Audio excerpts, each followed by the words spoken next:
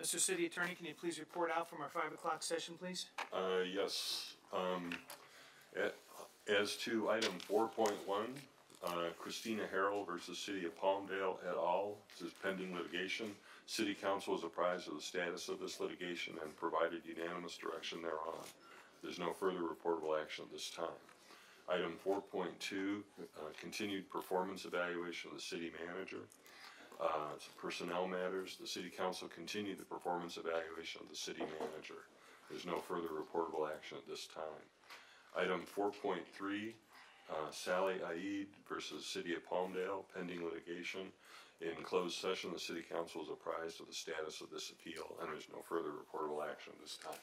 That concludes the report, Your Honor. Alrighty, and so I understood there was somebody that wanted to speak on the closed session items we had. But do we have speaker cards, Madam City Clerk?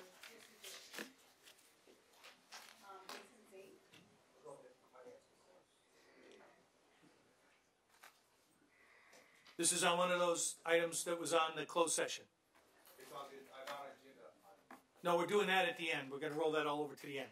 She can't. She's okay, come on. Okay. It's no, it's yeah, I know. I get it. I get it. My mom's at home watching, so she would have yelled at me if I wouldn't let her come up. So, go ahead, ma'am. State your name. Marjorie Corbett. Okay. And I live in Palmdale, Paris. And they put in a brand new building next to us, and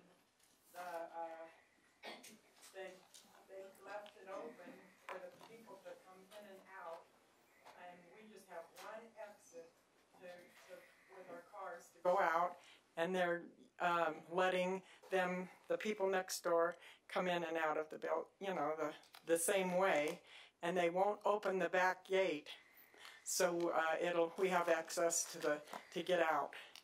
So we just have one exit, and that we've already had vandalism. The maintenance man had his truck broke into a few times by teenagers and teenage boys, and the neighborhood's getting pretty crowded, and I'm afraid to go out at night because I don't know how safe it is. Right. All right, so what I'd like you to do is, I think there's probably two people I want you to talk to here. Okay. One is our see the station captain back there? He's looking the other way? No, he's raising his hand. Oh. Okay, he's our police chief.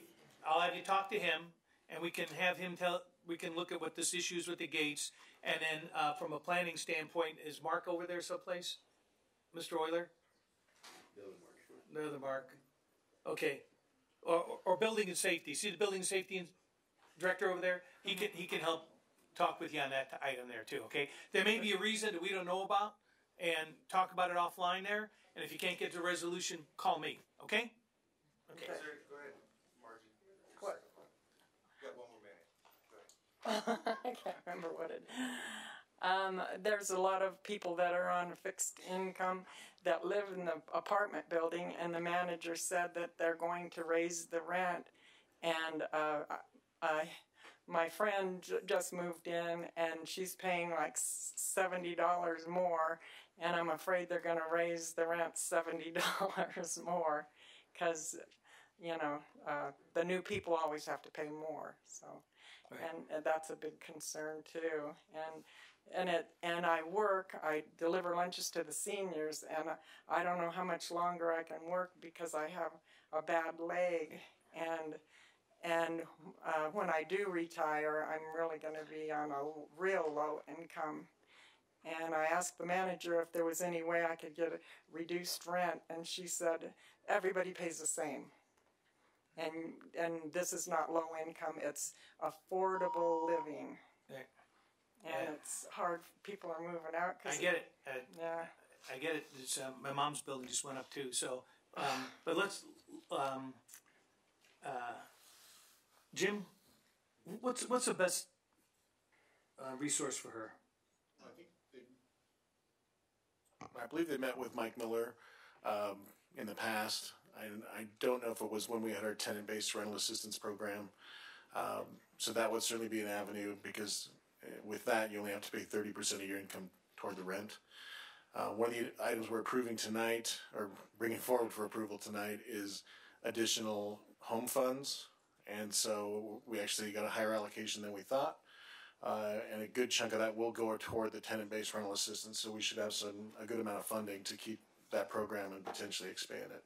So there may be some light at the end of the tunnel here. Hopefully it's not a train coming at us, but, you know, hopefully we got something, maybe we can get something working here. Okay, we're hearing you, and you're not the only one that's brought it up, okay? Yeah, low income affordable housing has been a big part of one of our goals here at the city, so we're aware of it and we're doing everything we can. Oh, Okay. Thank you very much. Thanks. thank you.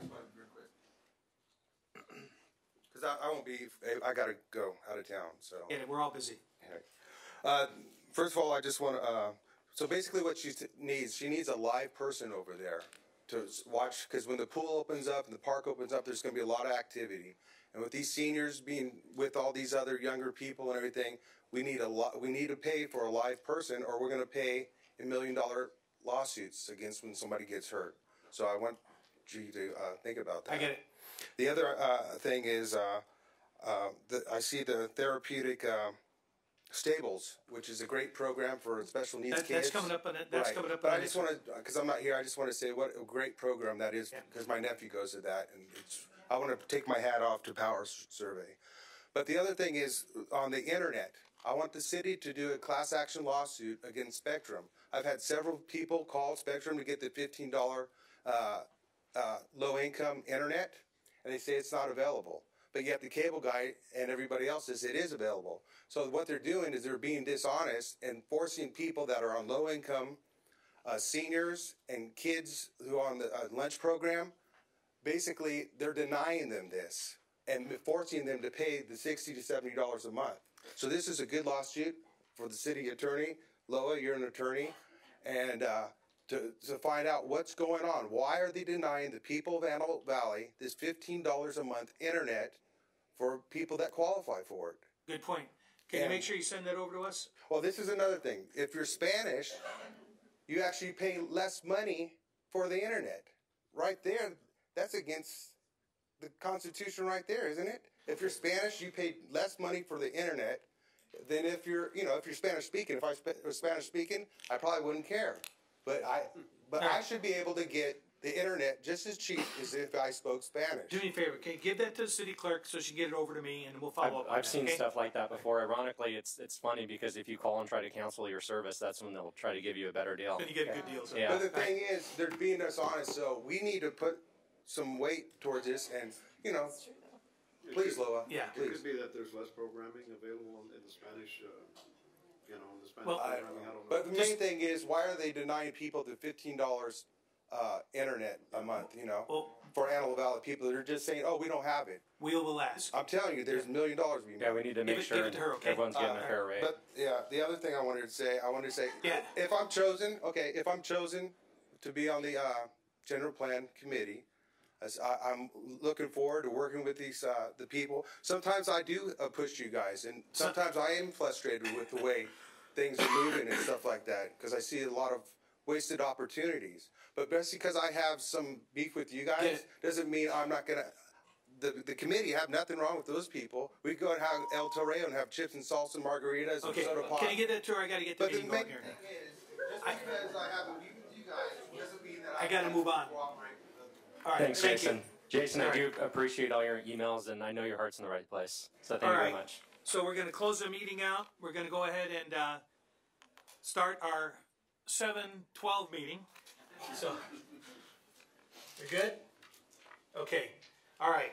Let me go over to the other agenda here. All right. City Clerk, can we please get a call to order? And let's see, we'll do. I'll have you hang on that. Let's go ahead and do a Pledge of Allegiance, and we're going to have a moment of silence. I'll ask you to use that as you see fit. Okay, sir? On the moment of silence. Roll out. Or maybe close it. We're going to close it all along. Along, Okay. and then, All right, and maybe I could get. one. Okay, Mr. Blanco, could I get you to do the Pledge of Allegiance for us? Could I get you to lead us? Please place your hand over your heart and begin. I pledge allegiance to the flag of the United States of America and to the republic for which it stands, one nation, under God, indivisible, with liberty and justice for all.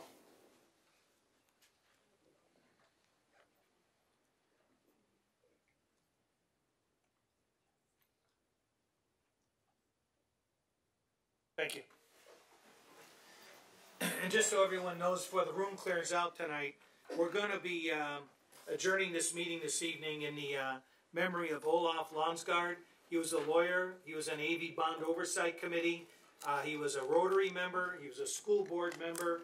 And then also Nick Martinez, a local business owner, ran this auto shop here in town. A lot of us used it. Nick Martinez was the owner of La Prensa. Oh, that was I'm sorry, guys, confused. Look, the owner of La Prensa, I stand corrected. We had the other gentleman passed away. That was last month. So La Prensa, a lot of us take a look at that, and I brush up on my Spanish every time I read it. So it's a good paper. So, all right.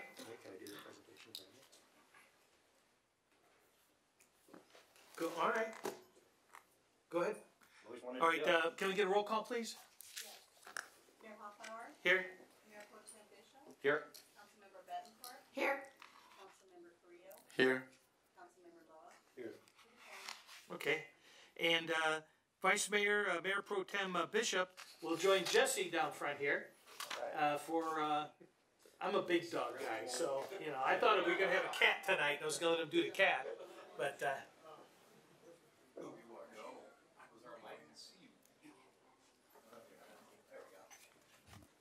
Hey, Bishop. Yeah, we'll make it quick.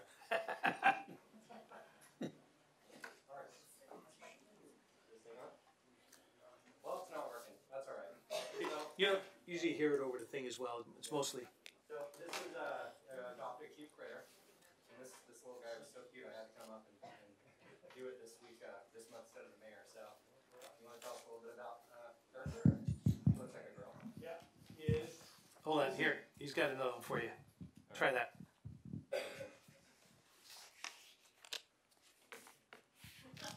Hello, everybody. He usually doesn't. Uh-oh. Careful. He's not used. He's used to. Oh, there he. Oh. Scratch him behind the ear. Good evening. This is Julie. She is a rat terrier. She came to us as a stray on the 29th of April. And she is up for adoption. She's a cute little critter. She's very shy, as you can tell. But she warms up to you really quick. Yeah. She likes to give kisses when she warms up. Well, it's okay, baby. It's okay. It's okay. She's scared. Yeah. Easy. Give him to Jesse. There you go. Maybe you should have done this, Mayor. Yeah. All right, sweetheart. It's okay. Well, Anyway, she's available. She's altered. She's got all her shots and she's got her chip. And she's available at Palmdale Animal Care Center. You can pick her up tomorrow because we're closed right now. And take her home and give her a lot of love and cuddling like she likes. And if you adopt her this week, come visit Carrie at Neighborhood Services and she'll give you a nice gift basket. So, there you go. All right, that's great. So I wanted to come up and do this because we're working with our animal control center to do everything we can to improve the quality over there to get more of these animals rehomed. It's been a big part of what we've been working on the last couple of years. So it's been really important to me, everything we're doing with the animal control shelter, and I appreciate everything you do. So hopefully she finds a home this week. All right. All right, thank you. Mayor? Thank you, Mr. Bishop. So keep in mind that these dogs get a little bit freaked out, like many of us do when we got to stand in front of an audience, okay? And so it's best to kind of evaluate them in an environment where you don't have 135 people standing there staring at you, you know? So, but what he says is really important. We've got to empty that place out. We got to get these dogs adopted. And every month my wife is just scared to death I'm coming home with another dog. So let's get her adopted, okay? All right, thank you, Jesse. And if you want to volunteer, he can help you be a good volunteer over there. They do good work. Okay, so what's that?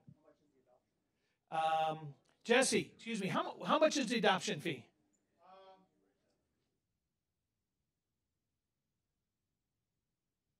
Yeah. So there you go. Ready to go, out the door. So, all right, who we got next? Okay, APWA, Mary Joyce Ivers. All right, we have this one and Mr. Heffernan. Chuck, what do we have? What do we got? Well, hi. Hello. So every year, I'll start out with the APWA accreditation, and I'll just very briefly, and then I'll let Mary Jo really get into it a little bit. This is an accreditation is really something that is for the entire city. This is not just for Public Works, although it is issued by the American Public Works Association. It's something that it's an achievement by the entire city, and it's not an easy thing to get. And I'm sure that Mary Joyce will maybe be able to tell a little bit more about that. But so that's the first thing, and then secondly. The mayor is going to do a proclamation about National Public Works Week, which is coming up, and that's really just a kind of a celebration of public works in general. That's a little bit more geared towards public works. But Mary Joyce, maybe you could tell us a little bit more about the accreditation process. This is Mary Joyce.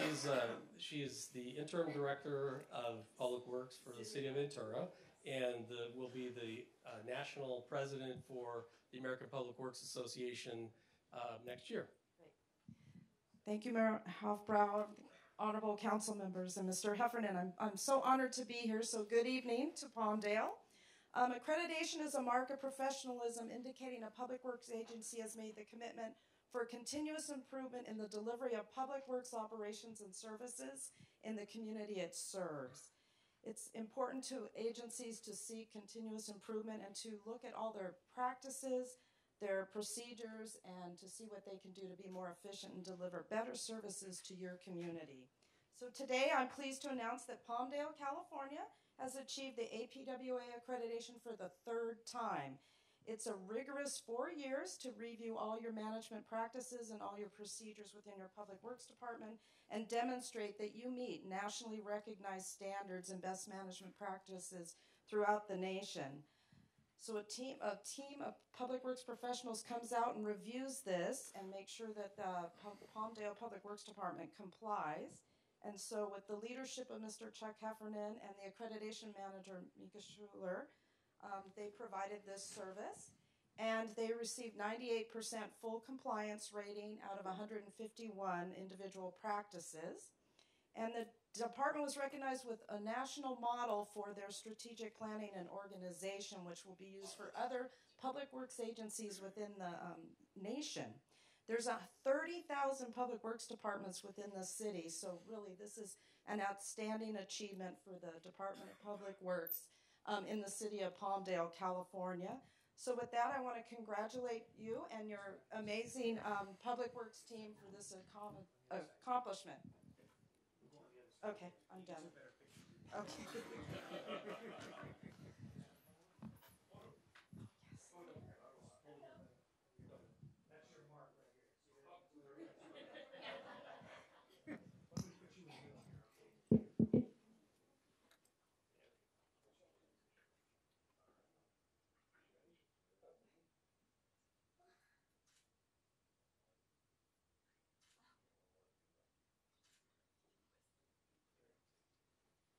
Thank you very much. I think that this was that dinner you sucked me into that night, wasn't it? Yeah. So we all thought that we were just going to go have a little dinner, and in fact, it was all part of the evaluation. I didn't realize we were being evaluated through this whole thing, and I got to tell you something. When they talk about a rigorous evaluation, they're not kidding. All the things that they're looking at, all the nuts and bolts, really getting down in the weeds, going to all our facilities and everything like this. And people say well, why is this important to you?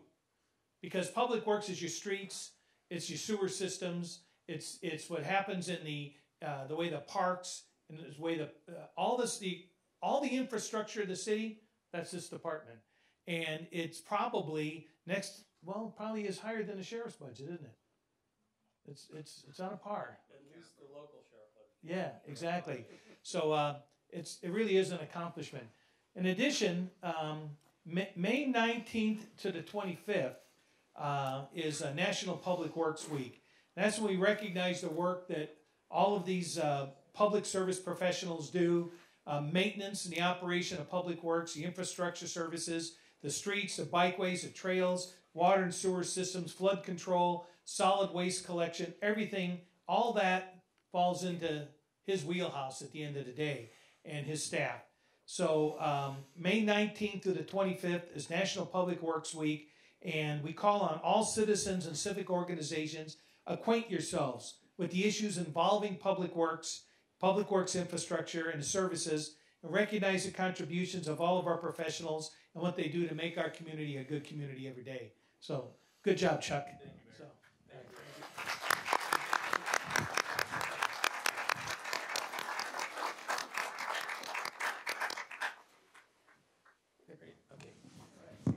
Got to get your own frame. Okay, Highlands is next. Correct. Okay, Ken. So we have a Highlands Christian Fellowship. 30 years of exceptional service to the Antelope Valley. Come on up.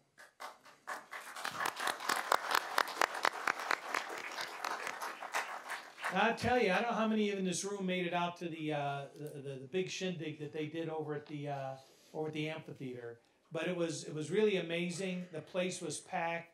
The music, the fellowship, the worship and everything that went on over there, and the celebration of 30 years in anything. Ask any married guy. Okay, 30 years is not easy to achieve for anything, whether it's a church, whether it's your marriage, whether it's any relationship, anything out there. And to watch this grow literally from a garage, right? Desert Rose School temporary building on the east side of Palmdale. And, well, here, tell us a little bit more real quick. Yeah, 30 years ago we came here to the Antelope Valley with no money, no people, and no place to meet.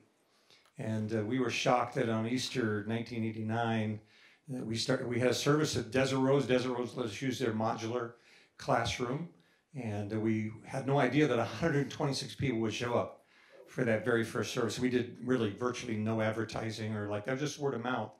And we came here with a commitment that we weren't going to just be a church inside the four walls, but we wanted to get out in the community, make a difference so that people would say, hey, we're glad they're here in our community. So we've been serving that way with our heart, not with our hands, but with our heart more than anything these 30 years. And our church has grown. Now we have a campus on the west side, on 20th West, and God has blessed us. We've got thousands of people coming there now to worship. Yep. So. Well, thank you very much. I think that if you haven't been by there some Sunday, go by there. And they have things going on there all week long. I know they're one of the big sponsors for our Vets for Vets. That group meets over there. They open their doors to the community over there, and that's what really makes a difference. And that's what it's all about. It's all about the community. So thank you. Let's give him a hand here.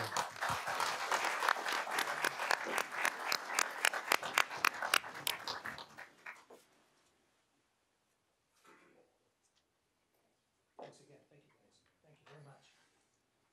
Get you guys in. You guys gotta move. You gotta get up quicker. What do we got next? Oh, okay. All right. Do we have somebody here for that? Yes. Okay. Yeah. I'd like to ask if Ray Gray could come up. Oh, there he is right in front. Okay. All right. Tell us about this. Okay.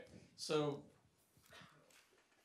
I'm sure everyone remembers back in, probably the end of January and February, we came out into a little street light issue that required us to go up and check each one of the street lights for some issues and see whether a certain condition existed in those street lights, and we had to go up and physically inspect each one of those. We contacted a company named Power Survey Company, And they were able to, they had equipment that they're using in places like Seattle and Boston and New York, where they can drive down the street and they can actually sense whether there's a power, I guess a leakage from not just a street light, but any other facility. And they offered to come down and tour the entire city, which they did. And the only thing they asked was a $50,000 fee for this, which even at that, that's a fraction of what it's really worth. Yeah. And they were able to do that work in 4 weeks. So they were able to go sense any power leakage, and then we went up and fixed it, or our contractors did. Well, then they turned around. The other thing that they wanted to do was they wanted to donate the $50,000 fee to a local charity. And the gentleman that owns this company, Thomas Cantonese, his daughter is challenged. I guess she's got a physical disability, but she rides horses to help her with that. So he wanted to donate that $50,000 to Saddle Up Therapeutic Riding Stables.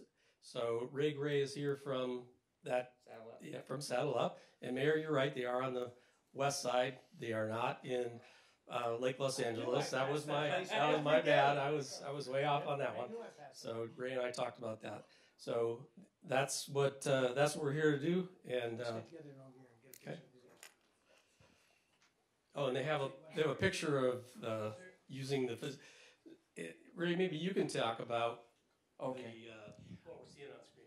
We're going to utilize the monies that we have received to put this type of a lift up at Saddle Up. It actually assists the riders getting on and off the horses. As you can see, the rider's suspended by the safety device there. And we've been in business for 20 years, and we've wanted this for that long a period of time.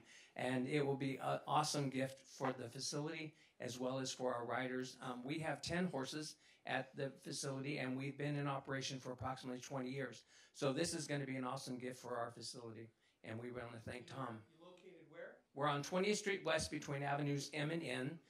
By the way, I'd like to give a plug. We always are looking for volunteers. So if there's anybody out there in the audience, especially young people, okay, we always tell young kids, the youngsters, that it looks great on a resume to come out and volunteer. So we accept volunteers from age 13 up to whatever, and we have a lot of fun in the dirt.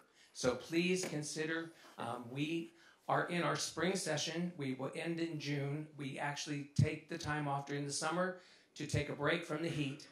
We start back up again in September. So if anybody's interested, it's a great program. It's a great opportunity to work with kids as well as adults with special needs. We have serviced approximately 50 riders at the present time, and we have a great time doing it. So thank you very much for your help. They do really great work. They do really great work, and I know this is going to go a long ways to helping them do a better job. So, Chuck, where are you going here? Oh, okay. All right. Here we go. Maybe put this over the paper out.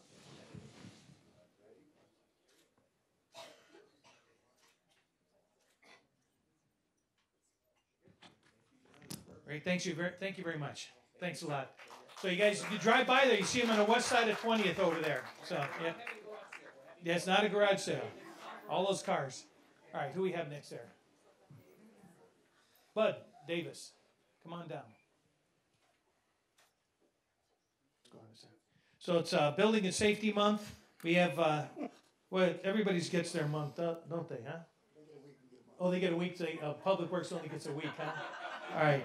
So, Bud, why don't you tell us what's important about Building and Safety Month? That's health, life, and safety we protect every day for the citizens of the city of Palmdale. So, well, that's succinct. Yeah, there you go. So, so any of you that have, as your house, as your building, as your project is getting done, Bud's our building official, and it's he and his crew that go out there and make sure that you're safe, make sure that the contractor that's doing the work is doing it in a according to the plans and specifications in a workmanship-like manner. Isn't that what the code says, right? So having been a former inspector, I understand what these guys go through every day, and they're out there looking out for you. So that's their job. So it all has to do with the structural integrity, making sure that the architects, engineers, tradespeople, design professionals, laborers, plumbers, and others in the construction industry, everybody's doing it safe, and that we're doing it according to the codes and standards that have been developed out there to protect the community and to protect the occupants of that building. You can have a nice building, but if it falls down on your head or you can't get out, what good is it, right? And that's really what these guys are here for. So, Bud, thank you and your team for what you're doing, and it's Building and Safety Month, folks. Thank you.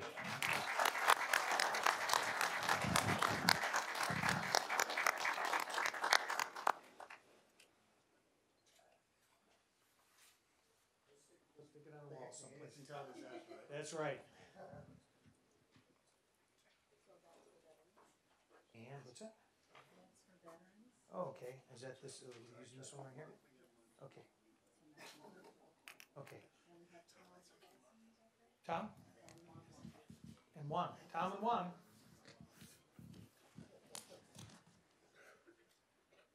Okay. So so. Tom, yeah. That's for veterans. Okay, so we have Tom, I can never say it. Hilzendager. How's that? Slow down. And Juan Blanco here, he does the coffee program. Tom and his crew do the Vets for Vets. And along with his partner hiding over there. Jack, get down here. You don't get to sit. No, we're going to call him out. Well, just check his warrants on the way out. Okay, so it's National, no, we got somebody else with a month, okay? So National Military Appreciation Month. Who wants to tell us about this? Okay. Tom, you're in the middle. You're closest to the mic. I could tell you about Vets for Veterans, but I don't know about the military. Tell us about Vets for Vets quick. We've been around for 10 years. It started in a PTSD group. Make it real short. We've done about $30,000, $35,000 in scholarships for veterans at AB College. About $165,000 in hardship cases, which could be something as simple as just going and buying groceries. If they're short on their rent, say like $250, we'll kick it in. So you know how it is, you get behind and it snowballs and it gets worse and worse and worse. So we try to keep people from going homeless. And then we just purchased a house. It's a 2-bedroom, and it's an Operation Restart home. And we have a veteran in there right now, our first veteran. He's Afghanistan Purple Heart. Him and his wife, with 2 kids, they were living in their car. So now they're actually living in a house, and we got them off the street.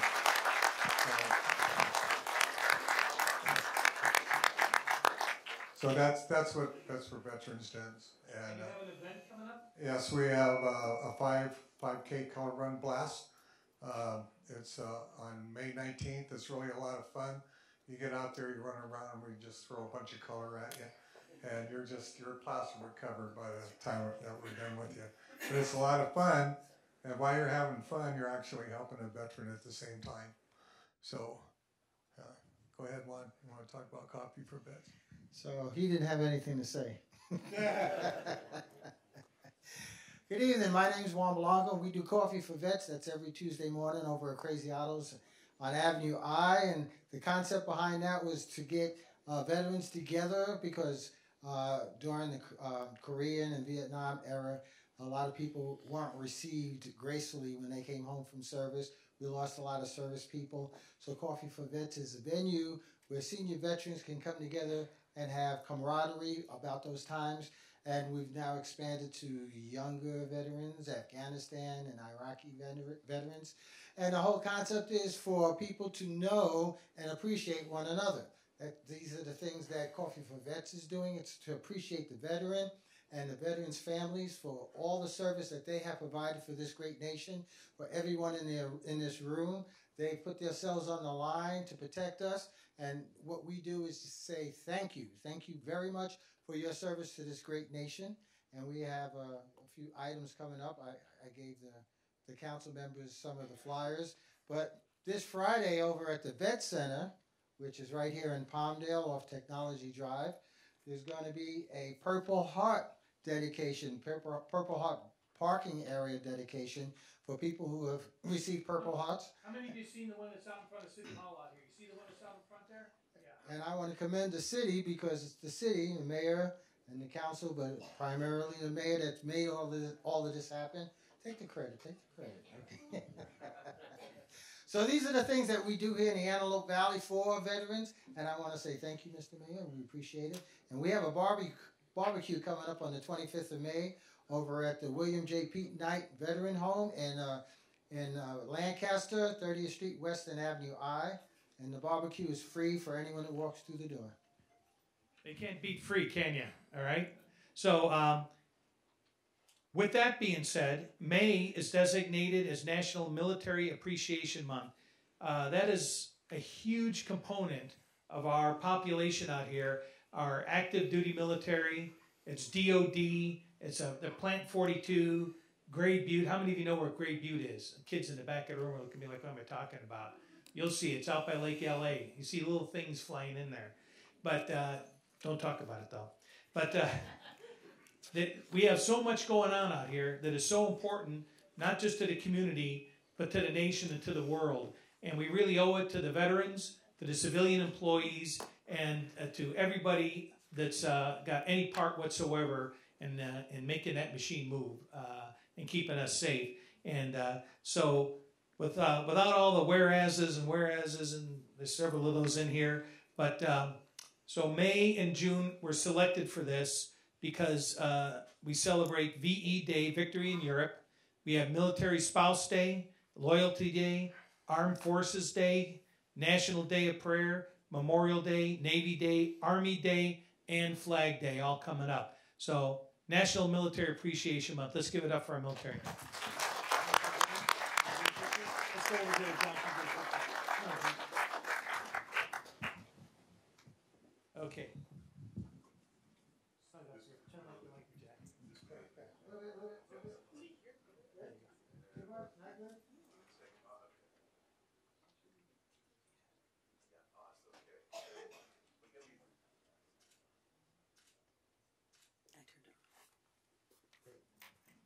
Thanks, you guys. Thanks for all you do.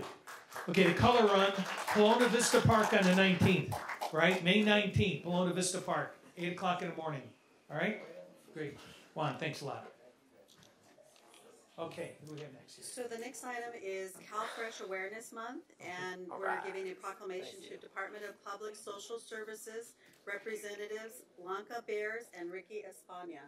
Okay, come on down. Let's go right over here so we don't have to move later. Okay, who's in charge here? Oh, you got it. Yeah, she just pointed out shoes. She's in charge. Okay, first of all, on behalf of the County of Los Angeles Department of Public Social Services, we want to thank you for allowing us to be here today. So we truly appreciate the City of Palmdale being part of this effort for this year. CalFresh Awareness Month is our major annual efforts for CalFresh enrollments. Food insecurity is a serious concern confronted by residents who are struggling to put food on their table every day. Enrolling in CalFresh can alleviate this worry. In Los Angeles, there's over 1 million individuals that receive CalFresh benefits.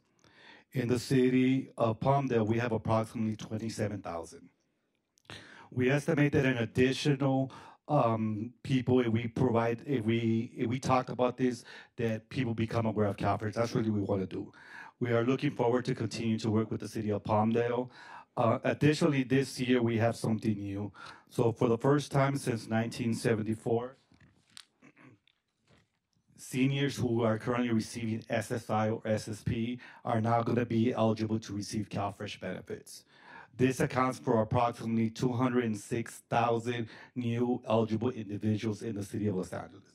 So we are very excited about this change in law and look forward to working with Palmdale and other community partners to help us increase enrollment among this population.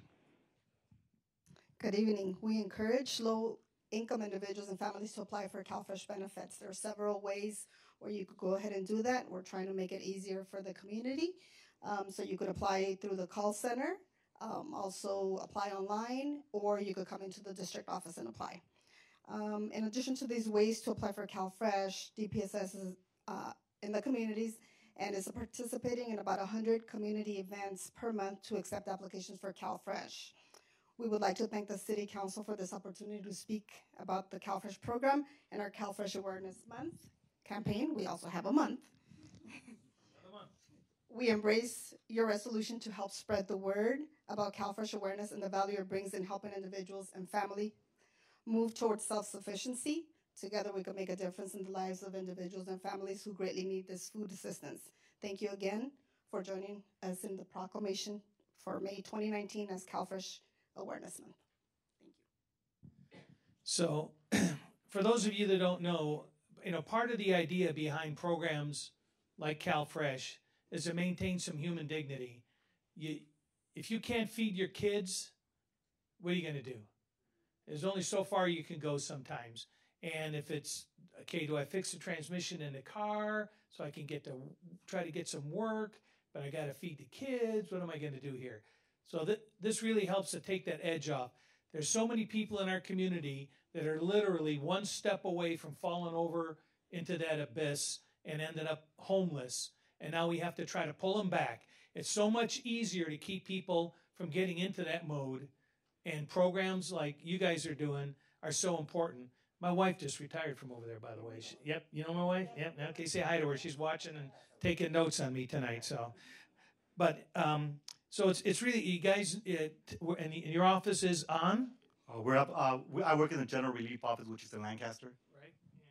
I'm at the main office, which is on 349B East Avenue K6 in Lancaster. Okay, so you know where the general county services offices are over there. If you think you might qualify, go over there. If you still need a hand, we have our SAVES office over here that can help you a little bit more. But there's programs out there. There's absolutely no reason for a kid to go to bed hungry or to go to school hungry in the morning, okay? So, yeah. Just to piggyback on that, that's one thing we really try to do. We try to take the stigma away from people that come in and apply. Like you said, a lot of us are just one step away from not being able to eat. So again, there should be no children that should go home without eating. So again, please, if you have any questions, please make sure you reach out to us. And like I said, we're here to help. So thank you. Great, thanks. Let's give him a hand. Why don't you get her in the middle? All right, why don't you come on in the middle?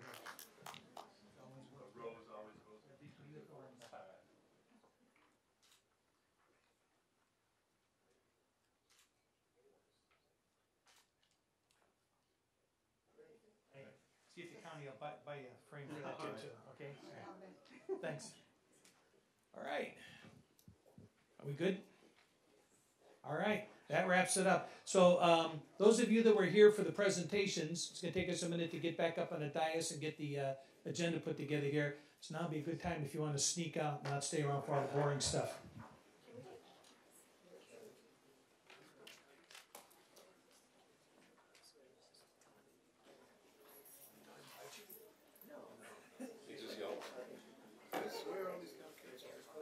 Probably in college. I'll bet you they're from probably from Pamela Dons, the government program.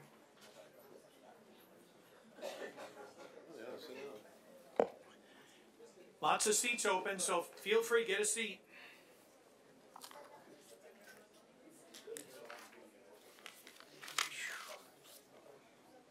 Okay, so we're at item number 5, waiting a full reading of resolutions and ordinances. Do I have a motion, please?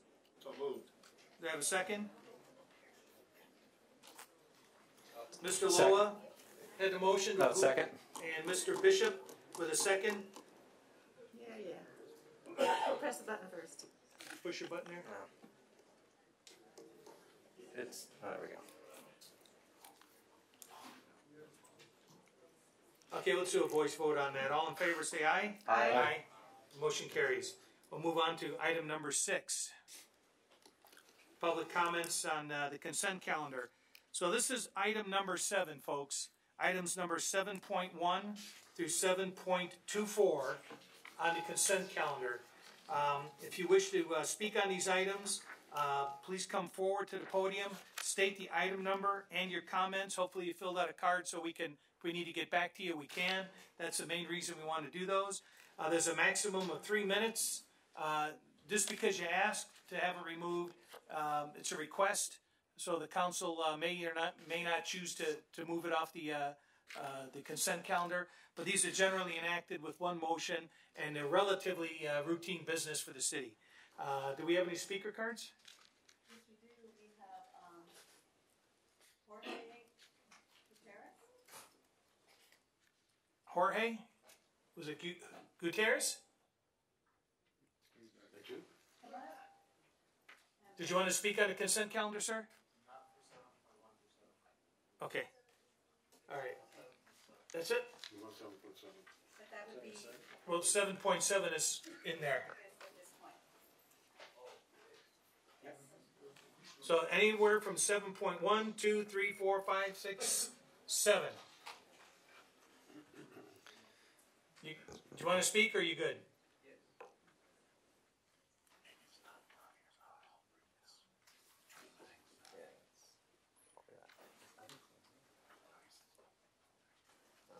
Hi, so state your name so we can get it. So my name is Jorge Gutierrez, and I am talking on behalf of item 7.7 on the agenda. The item is a resolution for the City Council to take a stance on HR 6, which is the Dream and Promise Act that's coming up for vote on the within this one. I'd like to just share a little bit of my story. So I'm actually a DACA recipient. I was born in Cuernavaca, Morelos, Mexico. I came to this country when I was 11 years old, and that's usually a bit of a latter age compared to some of my other peers who've come here when they were 2, 3 years old. But from the beginning, I knew I was undocumented because my parents had this long talk to me about it. But I was old enough to understand what being undocumented was, but I was too young to understand its implications. And so for a lot of my schooling, I was actually very afraid to get separated from my family and to get separated from the educational path. I never really understood why my family came here. When I was in Mexico, in my school, I used to live in a really rural town, but I was the #1 student. And I would get grants from the government, and then my family would use those, to buy food and stuff, like how we were talking about CalFresh. So I never really understood why until I actually went through high school and I realized that the amount of violence that's happening in Mexico, and I came to realize that my parents probably saved my life. That mindset of being the #1 student in my school carried on even to this day. I was very unsure of whether or not I was going to go to college until the passage of the 2012 DACA Act, which actually allowed me to go to college, and it allowed me to get a job and not be afraid anymore. One of the things that did is I actually go to Antelope Valley College. This is my 3rd year there, and I actually got accepted into the nursing program at Antelope Valley College with scores in the 96th percentile of the country. Yeah. So not only that, but I've gotten 4.0s every single semester there. And on top of that, I've also maxed out all my scholarships within my college.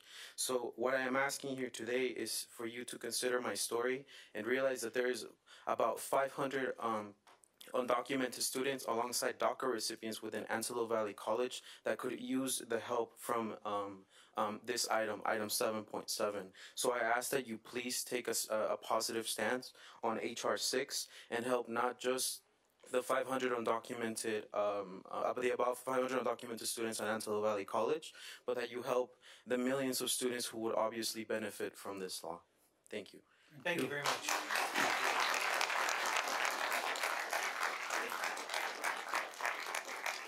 It's very well said, sir, by the way. Yeah, I know that took a lot of courage to come up here and tell us your story, and I appreciate you doing that. Was there any other items anybody wanted to address? 7.1 through 7. 3 other speaking parts for that same. Okay. But no name was given. Okay. Did anybody else want to speak on that item, or did he say it for you? It's up to you. Come on.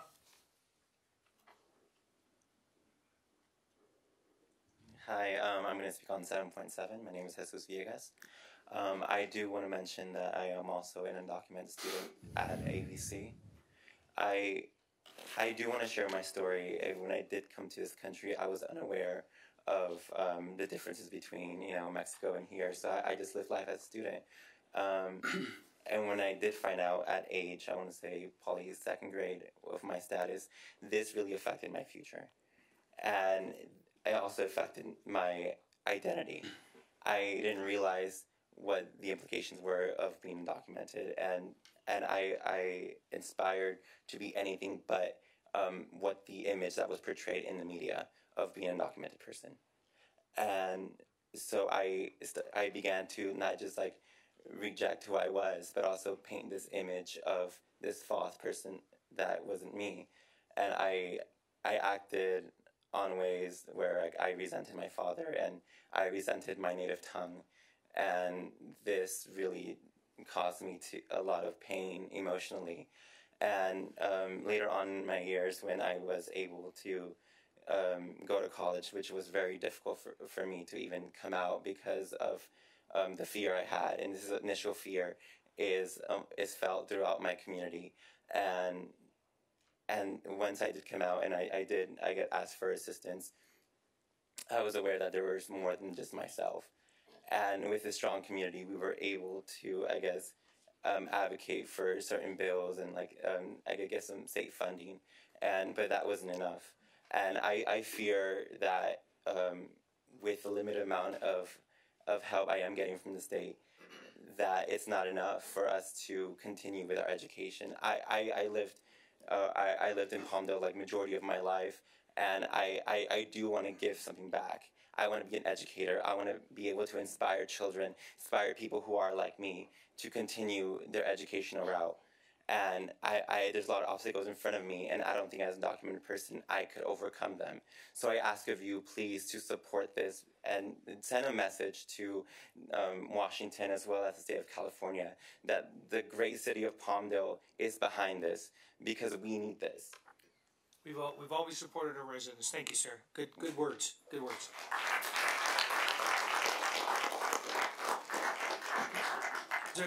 Is there anybody else on this item?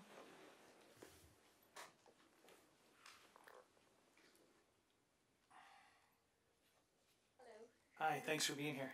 Thank you very much. My name is Amber Arias, and I am also a part of the 7.7 resolution support. So I'm here under the temporary protective status as well. I've been here since the age of 6. I work here in Palmdale, my city. I probably served a lot of you here at Jersey Mike's, your sandwiches. I have also gotten my education in this country as well. My high school and my college now here at Antelope Valley College. I have finished my first degree of liberal arts, and now I'm pursuing my second degree in fashion design. And with this degree, I would like to continue on and get my BA to give back to my community as well. With what I want to do is open up a business here, and with all the trash that we have, get the trash and convert to new clothing that we can all use, recyclable. But I'm limited to my opportunities, so to move forward in this position and with all of the rest of my goals. So in conclusion, I ask, and my call to action today is for you to sign on in support of the HR 6 as Palmdale Council Chamber. Thank you. Thank you very much. Thank you. Good stuff.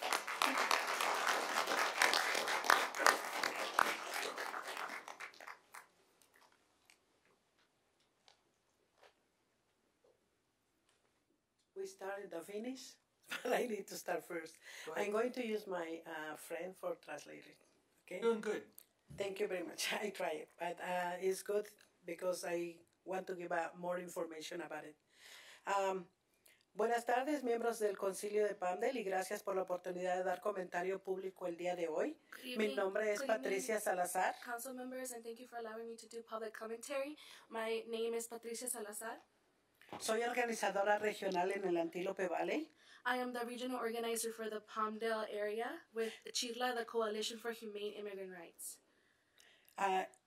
Chirla fue fundada en 1986 con presencia nacional y atiende a la comunidad inmigrante a través del compromiso cívico, educación comunitaria y organización.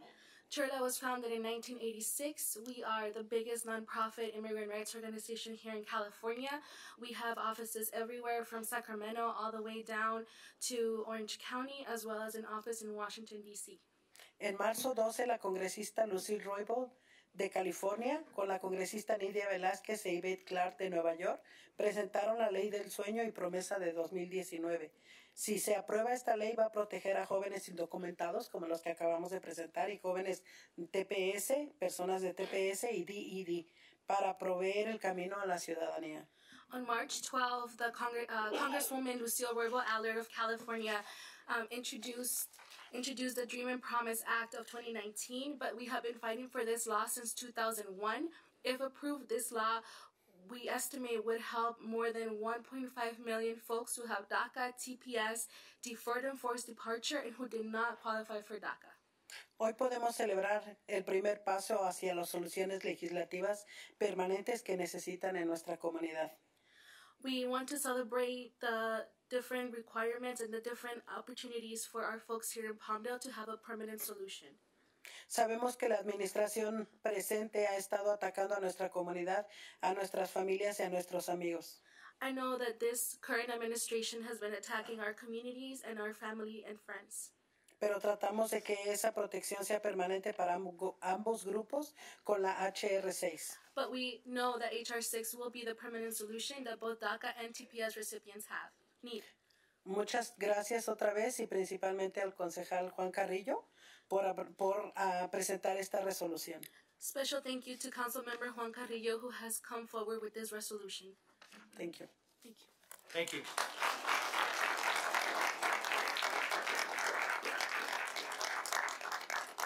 I had about every third word. Yeah. My colleagues here speak it very well, but I'm a little slower at it. So. All right, anybody else on this item? Okay, Council? Mr. Mayor, I was going to pull this item, but maybe this is the appropriate time if you allow me to say a few words. Good, sir. And I won't pull it. I want to commend those that came and spoke at the podium. It does take courage to come and speak in public and speak in front of a government body. Like you, I also came to this country undocumented when I was 15 years old. I know what you're going through. I know what it's like to see your parents come to the United States. They left me and my siblings in Guadalajara. 2 years later, me and my sisters came over. A year later, the rest of my brothers came over. With education, a dream, a vision, and a goal to be educated, to have a job, to be a constructive citizen is what this is all about. Again, thank you. Council members. I know that I asked of you to have this before in 2016 for DACA and in 2017 for TPS. But I want to acknowledge those organizations that are out there fighting for a better future for our children. Salva, Chirla, LULAC, ACLU, and many other organizations. They are the front line fighting for our dream. My dream was to get an education. My dream was to have a family. And I am serving now my community, not only at an elected capacity, but as a public servant. And I am proud of what I have accomplished. And I am sure that if you don't give up the fight, if you have a dream, you make a plan, you will be successful. Not only that, but we will continue to contribute to the greatest country of the world in the United States. Again, thank you for your courage. Thank you, Council, again, for obliging me to have this, and look forward to working with all of you. Thank you. Thank you, sir.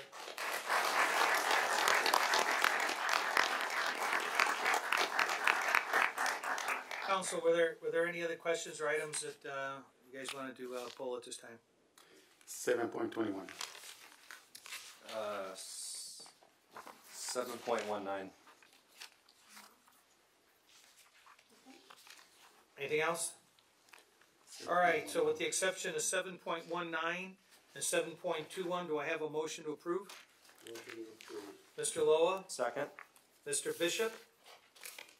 With the second? Make sure you push your button lightly. Okay.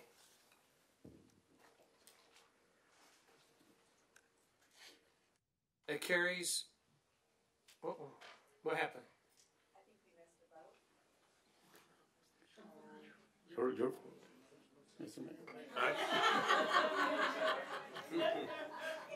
Technical difficulties in the mayor seat. Oh, no sé qué pasó. We push it. We take. Yeah, the machine fouled up this. Let the record reflect 5-0. That includes your item. So there you go. You know, I want to state to all the young people that are here, it's great that you came here tonight. Qué bien que vinieron esta noche.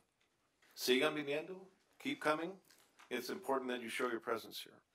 And I hope that you are able to get the benefit of this law and that you will be law-abiding and proud citizens of the United States someday. Thank you for being here.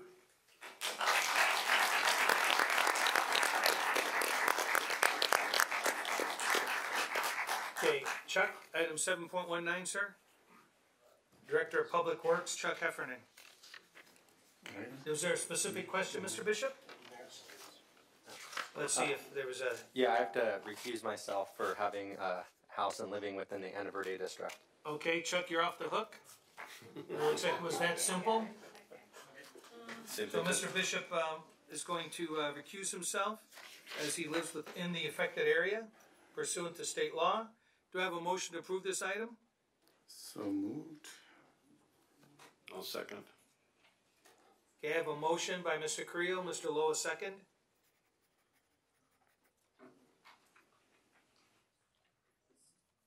And there we go.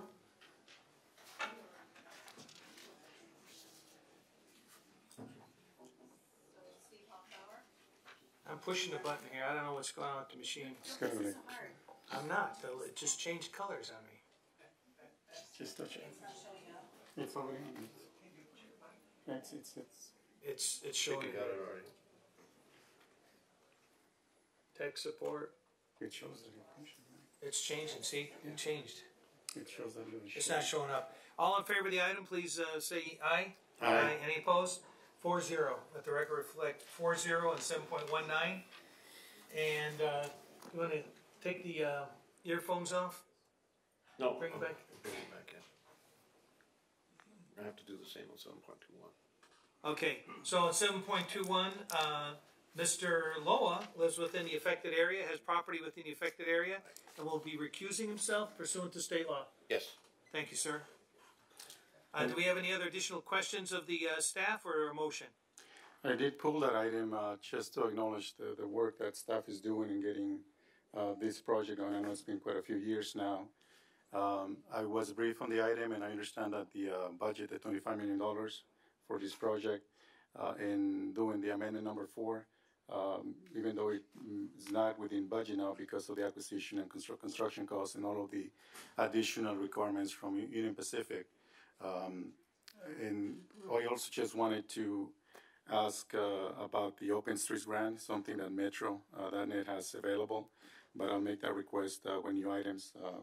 Yeah, I think we addressed that. I think we got an email back on it. Right. Yeah. But anyway, I did get the answers that I was looking for, and had to do with budget, and the Fourth Amendment being within budget too. So I don't have any additional questions, Mr. Heffernan. Thank you. All right. Do we have a motion to approve the item 7.21, which is motion to approve. Second. The amendment? Okay, I have a motion by... I got the second. Okay. Did you make the motion? I tried it. I don't know if I pressed the buttons. Oh, she got it. So start voting. Okay. Do you want to watch me do this? See what I'm doing around? It's like so simple. Watch. Okay, yeah, no, you're not doing anything wrong. How we doing? You got it right. Is it showing up? Okay, Mayor, yay or nay? Yay. We'll be doing that tonight. Okay. All right. So the record reflect 4-0 with Mr. Loa abstaining. All right. So that fills out the consent calendar.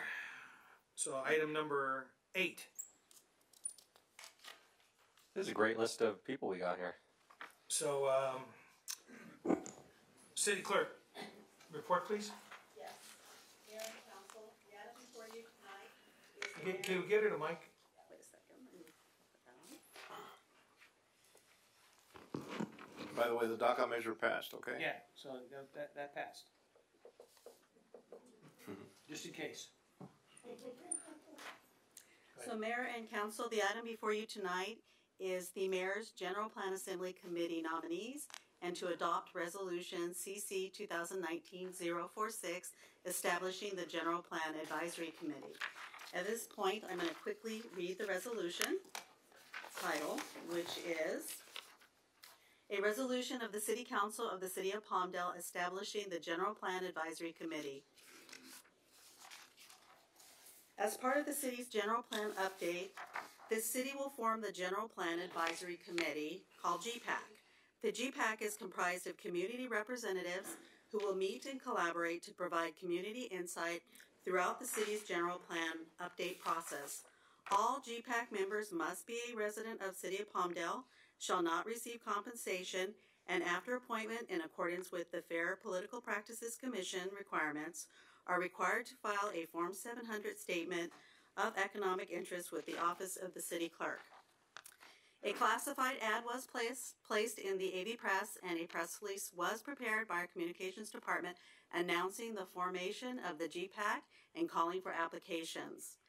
The deadline for receiving applications in the City Clerk's office was extended through March 18, 2019. Council was notified of the application deadline and provided a copy of the advertisement and the applicant packet information. Pursuant to Palmdale Municipal Code Section 2.08030B, all such applications shall be provided to the mayor for review, who shall, at a regularly scheduled city council meeting, nominate from among such applicants the person whom the mayor desires to appoint by making a motion, which need not be seconded, for each such appointment. In addition, Palmdale Municipal Code Section 2.08.030D provides that if the nomination by the mayor is not approved by a majority vote of the City Council, the mayor will nominate by motion a different candidate until someone is approved by majority vote of the City Council for the position under consideration. Mayor Hoffbauer considered the recommendations of each City Council member and the recommendations of City Staff Selection Committee and has nominated the following applicants for appointment. I will name those names: Anthony Avila, Juan Blanco, Lourdes Everett, Teresa Hambro, Matthew Stephen Harris, Dean Henderson, Aurora Hernandez, Deborah Rukowski Hines, Patrick Hunt, Sherry Canashiro, Teresa Lamping, Joseph Parizio, Jason Zink, two alternates, Laura Elaine Gordon, and Colby John Estes. All GPAC members shall serve at the pleasure of the City Council. Staff recommends adoption of Resolution CC 2019-046, establishing the General Plan Advisory Committee. I'm here if you have any questions. Thank you. Any questions by the council?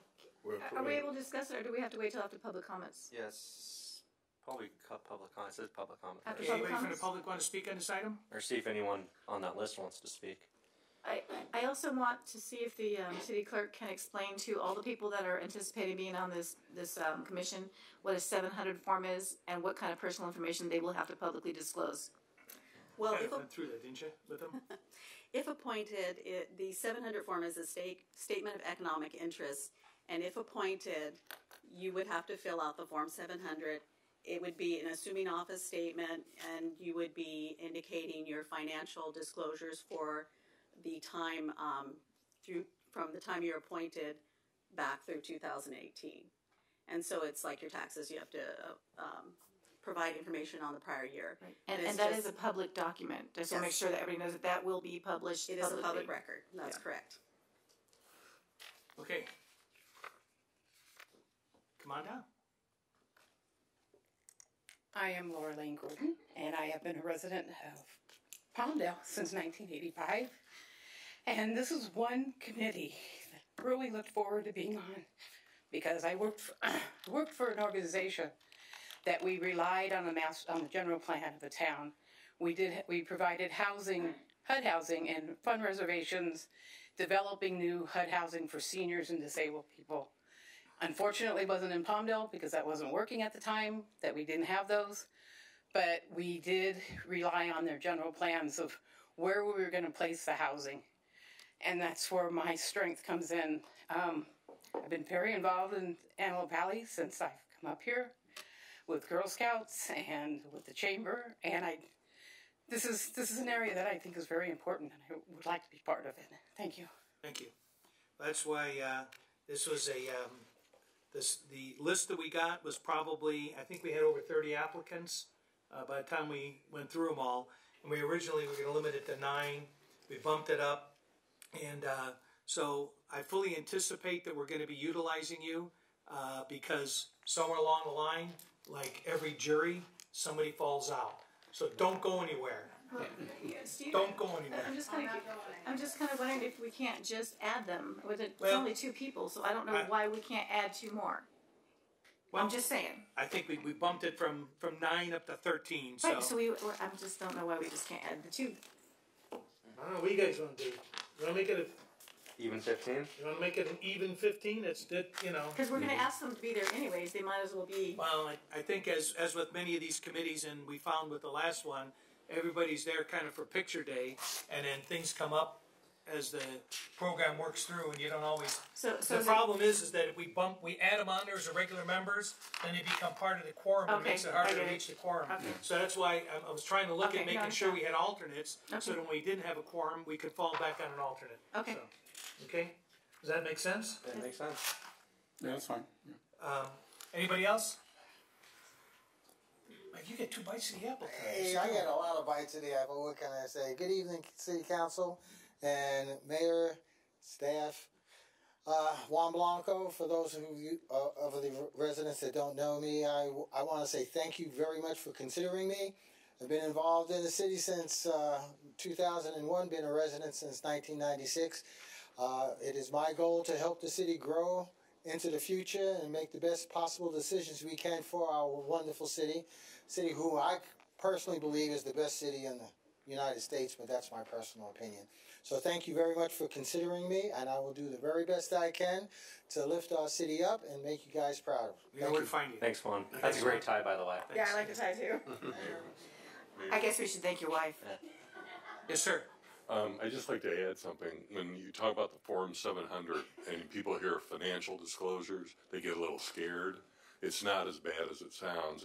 It's really a disclosure of property, real property that you own in the city, just an address and all that. It's a disclosure of if you have rental income, and it's who the renters are, and a real broad statement of how much income you make off of it. It's like 0 to 10,000. The real idea it came out of was the conflict of interest code is really what it comes out of, making sure that you're not voting on something that you have a financial interest in or getting paid for. So. And then if you work in the city of Palmdale, you disclose that you work, where you work, and the general parameters of the salary. And the last thing is any business interest. So if you run a business like Councilmember Loa has a law office, then you just disclose that, and then whether you own that property or you rent it. So it's pretty general. It looks intimidating, but it's very, very general. So. But it has to be answered. Yep. Okay. You can't skip that particular spot. So is everybody okay with that? And we take a vote on it? Is there no more comments? We good? Yeah. We good? Okay, so I'm going to go ahead and put the motion in there. I'd appreciate a second so we can keep the machine working here. Well, second, but it's not lit up. Okay. There we go. Yes. Oh, there it is.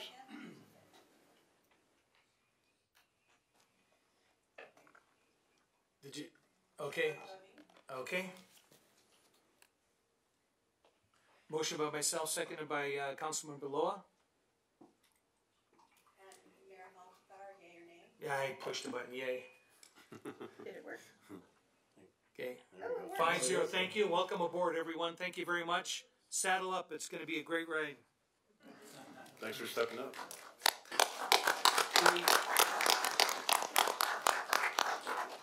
Okay. So I just, before they leave, Steve, we're wanting the alternates to be present at the meetings. So I would just like,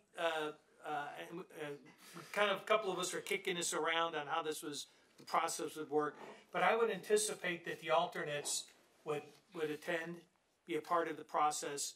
Again, just sort of like the same way jury alternates are there, be ready to step up as necessary, because I have a feeling at some point something's going to happen, somebody's going to have to step back, or we're going to have a quorum issue, and then you can save the day. So, okay? Great, thank you very much. Item 9, 9.1, Mr. Heffernan? Yes, sir, Mayor, members of City Council. Item 9.1 is companion to item 7.18 on the consent agenda. There's a new project at the corner of 40th Street East and Palmdale Boulevard. It's a Circle K. They have some street lights that are a part of that district. They will be annexed into the existing assessment district, number 4 streetlight assessment district, and this action 9.1 would direct the annexation of this parcel into that streetlight maintenance district number 4 and approve the levy of assessments against that parcel for maintenance and upkeep of the lights. And I guess I need to read the resolution.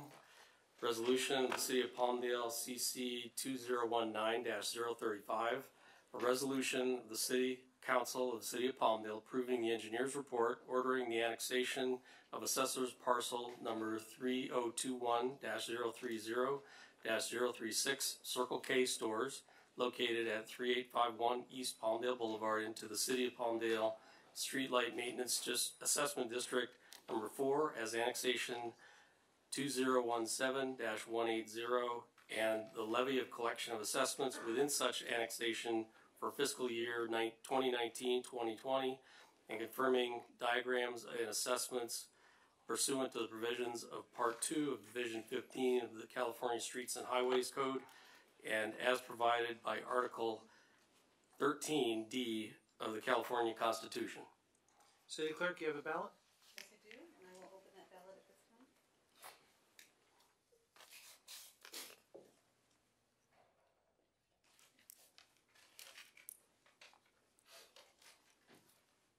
Mayor, the vote was yes, the district carries.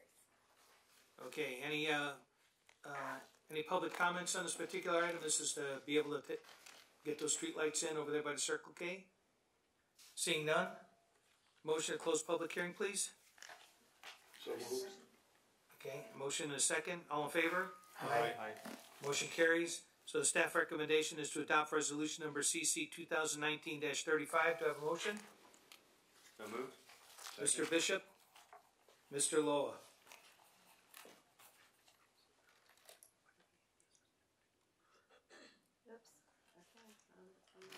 So let me try again.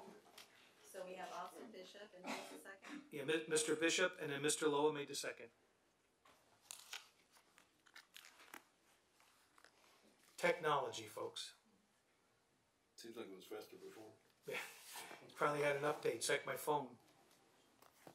So Bishop, undetermined. Bala? We're having some issues. Yeah, we're having technical difficulties. Okay, all in favor of the item, please indicate by saying aye. Aye. Any opposed? Motion so carries. 9.2, City Attorney. Okay. Good evening, Mr. Mayor, members of the City Council. Before you again is ordinance number 1518. This item was before you in January and it got continued to make some additional changes to the proposed ordinance. I'll begin by reading the title of the ordinance into the record. This is ordinance number 1518, an ordinance of the City Council of the City of Palmdale, amending Palmdale Municipal Code Section 5.04.660, taxi cab business, consistent with the requirements of state law. So we need a voice vote to introduce ordinance number 1518. All in favor say aye. Aye. Any opposed? Motion carries. We'll have a public hearing. Receive any testimony. Anybody wish to provide testimony in ordinance number 1518? Mr. Mayor, I don't have any testimony. I do have a question. Could we have a little more information on what the taxi cab business is? This basically, my understanding is, and correct me if I'm wrong, it brings us into compliance with state law that requires the taxi cab business screening and everything to be done only by one primary business agency, and we merely issue a business license. And so they've been cleared, let's say in Lancaster, they don't have to jump through all the hoops again in Palmdale. If they did it in Santa Clarita, they're good for here. So does that pretty much put it in a nutshell? Yeah, that's essentially it. You only need to get a business license or business permit in the jurisdiction that you're substantially located in. Right. Okay. Lyft and Uber? No, those are not considered taxi cabs. Those are regulated by the state differently. And those are considered a transportation network company. The drivers of the transportation network company, they just need to get a business license in the jurisdiction where they're domiciled. So whatever their driver's license says, if you get a business license there, you can drive for Uber or Lyft or anything else with that. We had one national issue with a young lady mistakenly getting into a car that she thought was an Uber vehicle and ended up getting assaulted and murdered. Is there protection by that in California law so that Uber and Lyft drivers are plainly identified so that any patron gets into the right car, not into the wrong car, and risks their life? Yes, there are requirements for Uber drivers or Lyft to put a decal on their car. I'm not sure if that's sufficient identification to prevent that kind of They have incident. that now. There's other stuff like when they pull up, they're supposed to say the name. You're supposed to say each other's name to get a confirmation, like, "Hey, Dave, I'm Dave," something like that. I mean, generally speaking, in your phone app when you use it, it'll tell you the license plate number of the car, what color the car is, the name of the driver, picture of the driver. Yeah. So the customers really need to do their due diligence before they jump into a car. Yeah, with you really got to look to make sure. Yeah. But now what they're doing it's is difficult because a lot of these people are calling these services because they've been drinking, and sometimes you lose your way a little when you're intoxicated. Exactly. So it can be very precarious, and people really need to pay attention to what cars they're getting into. Now, with regard to this ordinance doesn't deal with that type of industry. Right. This just specifically regulates taxi cabs. Okay. Thank you. Okay. Okay, do we have a motion to close the public hearing? So moved. Second. All in favor? Aye. So ordered. Staff recommendation is to adopt ordinance number 1518. Do I have a motion? So I think it's been made. Second. So Mr. Bishop and Mr. Carrillo. I'm going to go ahead and try this. We're going to try again. Start voting. I guess I made the second. So Steve Hoffbauer, yay or nay? Yay. It worked. Shows 5-0. Thank you. Okay, we have ordinance number 1523, zoning ordinance amendment 1902. Who's handling this item? Matt?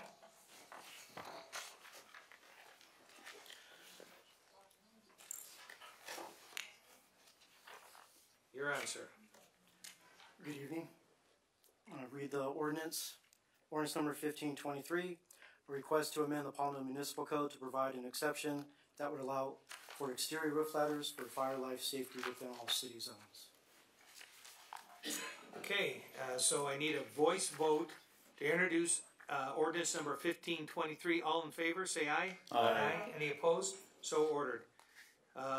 Any public testimony on this particular item? Anybody have a burning interest on firemen's ladders to the roofs of commercial buildings? I'm not hearing any. Yeah, Bernie, I didn't mean that way. But. Yeah. Once a Sorry, fireman, Chief. always a fireman. He's over there shaking his head. Steve's always got a way with words. I don't know. All right. Do I have a motion to close public hearing? So moved. Okay. Any opposed? So ordered. The ordinance. I have the recommendation to adopt ordinance number 1523. Do I have a motion? So moved. Mr. Loa. And second by? I'll second. Okay.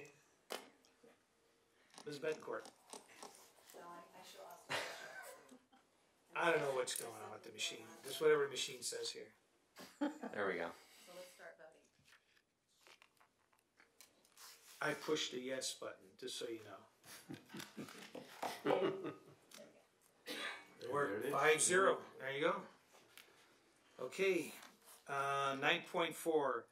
Public hearing review of proposed ordinance number 1525 for adoption. Mr. Euler?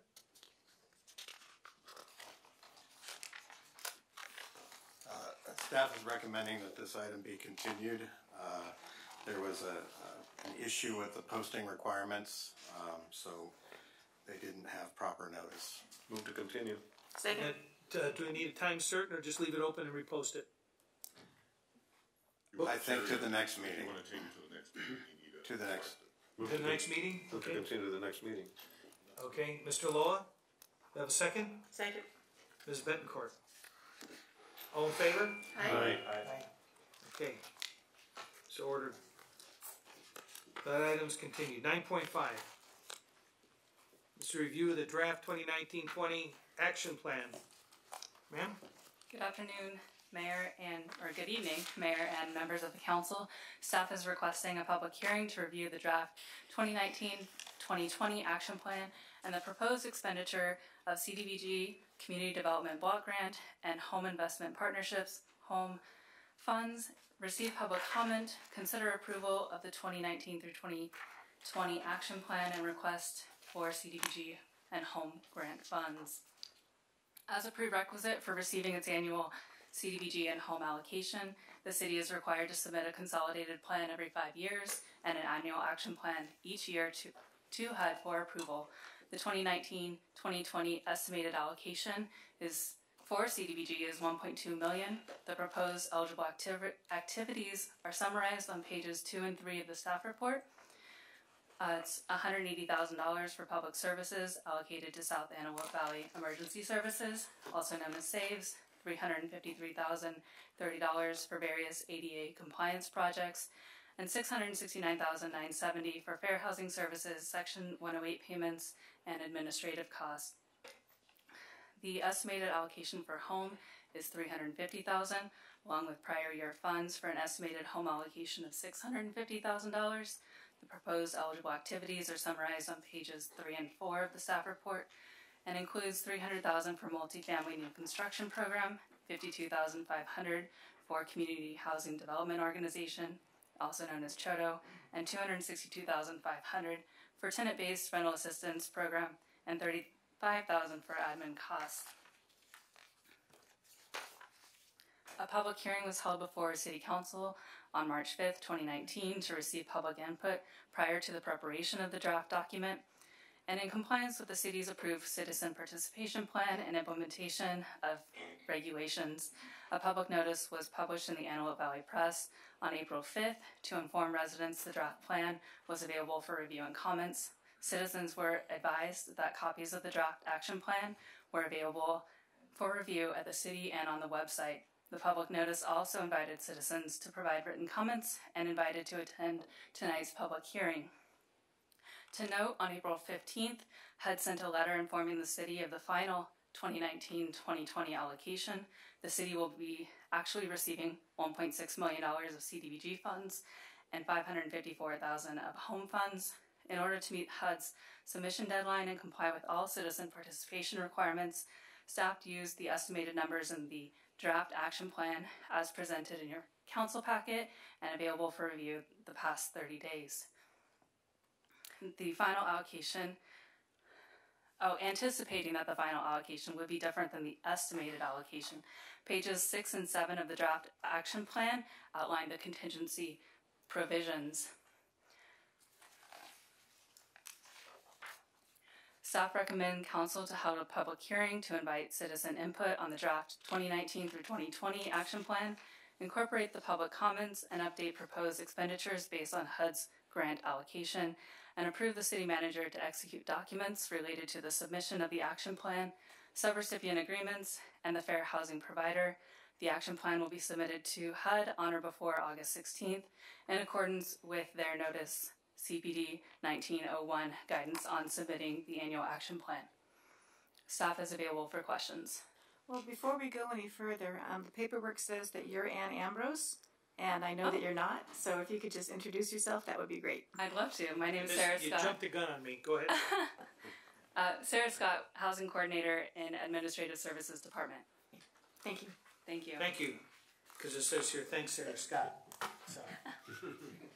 I just want to make sure she gets credit. But we're always going to get the director's name on there. They're going to allocate it to somebody. It's not always going to be the director.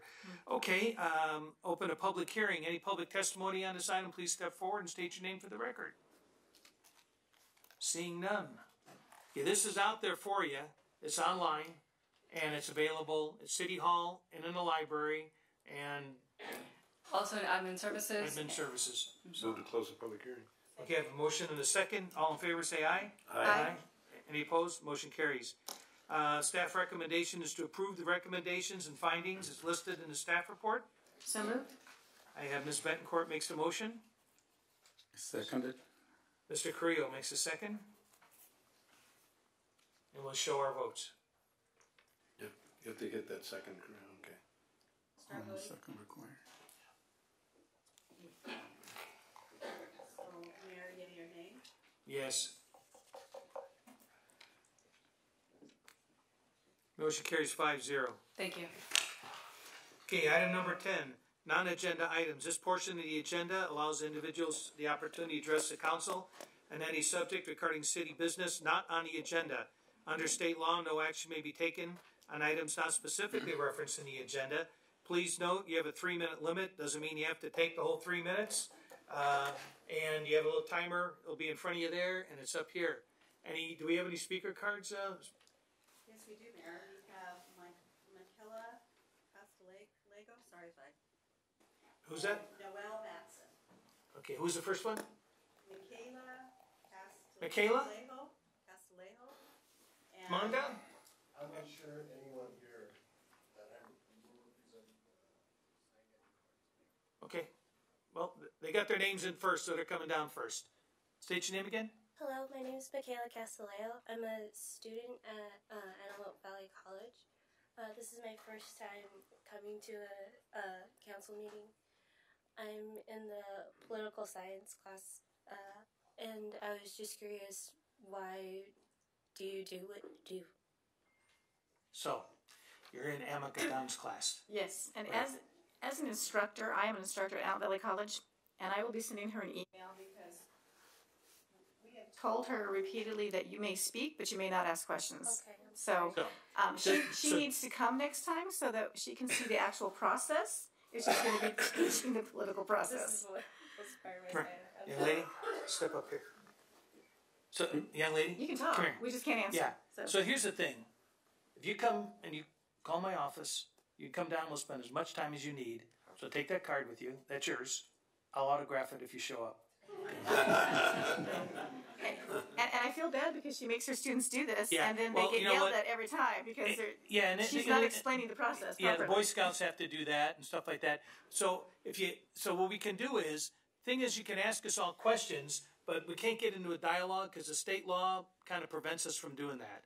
But if you think about kind of the things that are questions that are on your mind, we actually spent, myself and one of the administrative assistants spent 2.5 hours last time going over topics that the young lady didn't even realize she wanted to talk about.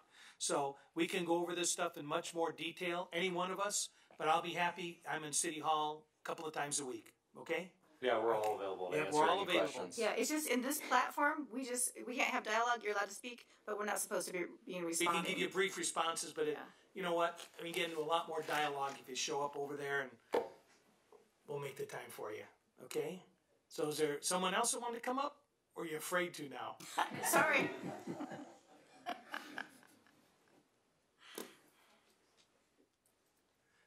And your classmates too. Same thing goes for them, all right?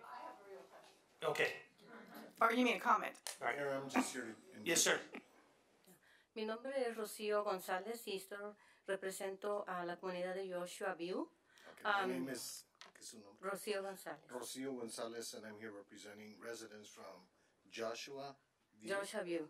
Joshua View. Nosotros tenemos ya largo tiempo que estamos pasando muchos problemas adversos. Okay. We've had a long time, a long history now of experiencing some adverse effects at that place of residence. Porque ese parqueadero ya tiene mucho tiempo que está en condiciones deplorables y nosotros ya no hemos podido hacer nada absolutamente porque hemos recibido muchas represalias por el manejador y el dueño. Okay. So she's mentioning a parking lot that seems to be in ill repair and a place that they've had lots and lots of problems with for quite a period of time now. What are the cross streets? ¿Cuáles son las calles que cruzan? Es la avenida T y Per Blossom. Avenue T and Pear Blossom. T and Pear Blossom. Okay, so it may or may not be in the city there. It's a Es county. posible. Is She it? thinks it is, and Okay. she thinks it's part of Juan Carrillo's. That's over in that neighborhood. Okay. Yeah. So what's the problem over there? So what she wants, essentially, Mayor, is she wants to set a meeting with Councilman Carrillo Sure. to talk about the issue and then determine what course of action they can take and what course of action the city can take. You have one of your cards for I me? do. Here's my card. What kind of parking lot is that? Just so is it school, business, residential? It's residential. Okay. It's part of the Joshua. Ahora estamos siendo nosotros desalojados por la manejadora solamente por habernos quejado porque la situación del lugar no es buena. Tenemos So now, because they've been complaining about the situation, they're facing reprisals, such as being evicted from there. el parqueadero se suspendió en el mes de marzo Okay. por George Lucas y se devolvió el permiso en el mes de abril, pero no se cumplió. Yo pienso que todo lo que tenía que haberse inspeccionado y todo está mal en Is this ese a mobile home lugar. park over there? It's a mobile home park. Okay, all right. Exactly it. All right. And Parking lot at the rear. okay, the drainage is bad. There's lots and lots of problems. All right. They really need to talk to. Is this the one we're having an issue with right now? Okay, so let them know that there's some ongoing issues over there, and we absolutely want to talk to her about this, and to make sure she makes the appointment. He'll Sure. let me know, perhaps I can sit in on a meeting as well, and we'll get the city attorney in on that, because this is an important issue. Ellos van a querer reunirse con ustedes, no solamente el concejal Carrillo, sino también el alcalde. Nomás llámeme, déjeme, ahí está mi número personal de mi celular. Háblame y podemos hacer una cita para poder hablar de las cosas que están pasando, ¿ok? También Just mencionaron give me a call. que es un problema que ellos ya saben del problema y están tratando algunos asuntos relacionados. I can't get into a lot of dialogue with it, but Mr. Loa had a question here. And that is, when you say eviction, have they been served with notice? And if they've been served with notice, have they been served with an unlawful detainer complaint? You want to ask that question yourself? ¿Les han entregado a ustedes noticia de desalojo? No, solo a ella sí. Y ¿A una de esto ellas? fue para el mes de marzo y el mes de abril que se devolvió el permiso para el dueño, pero yo pienso que el inspector al día de abril, el mes de 2 de abril, él regresó con un administrador y dijo que ese día iba a levantarle el castigo, pero todo está mal. Yo tengo fotos del lugar, cómo quedó, el drenaje sigue igual. They have a need to meet with you quickly. Yep. Very All right. soon. Okay, I just wanted to say that if they've been served with a notice or if they've been served with an unlawful detainer complaint, they have to take action legally, and they can consult the Bar Association for a referral on that. I mean, we can't recommend any particular council, but they do have to take action. Y ella nos sigue dando 7 papeles, guárnese y guárnese y guárnese, del perrito, del carro, de las luces, a mí ya me tienen las fotos, nos toma fotos en el parque. A Ay, no. quienes están siendo desalojados tienen que tomar acción legal inmediatamente. Yo les voy a entregar una tarjeta para que yo los refiere a una agencia que trate ese tipo de asuntos. Call him in the morning. Yeah, Okay? llame mañana. Okay? Mañana a la mañana. Okay, muchas All right. gracias. Thank you for coming in. I'm sorry you're going through this. We're all here for the same reason. Okay, we get it. Thank you. Thank you, Mr. Flores, for. Thanks for helping on that.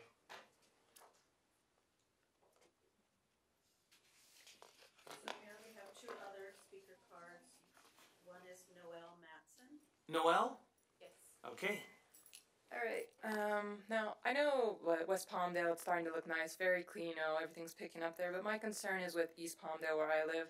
Everything kind of feels like it's going downhill there. I mean, shootings, stabbings, homeless and mentally ill, walking through traffic or shouting on corners. You don't know if you can walk there. Mailboxes constantly broken into, stores robbed at gunpoint. This is all basically happening within like last year and the beginning of this year.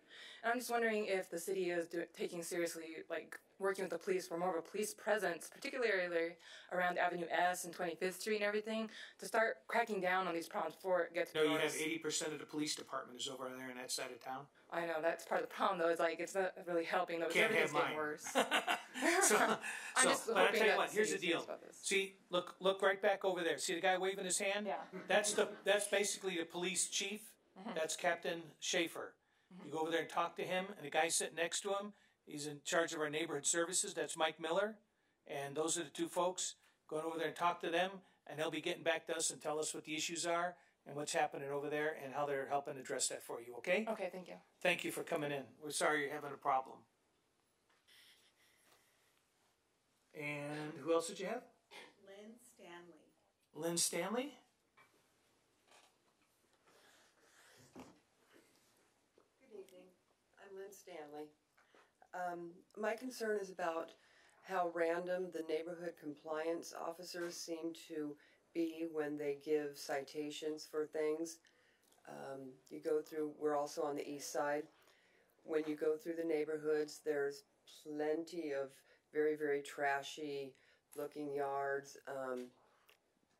We've been doing a lot of work getting ours together. It's been a rainy year, and it just seems very random when they come by and how... It's complaint based.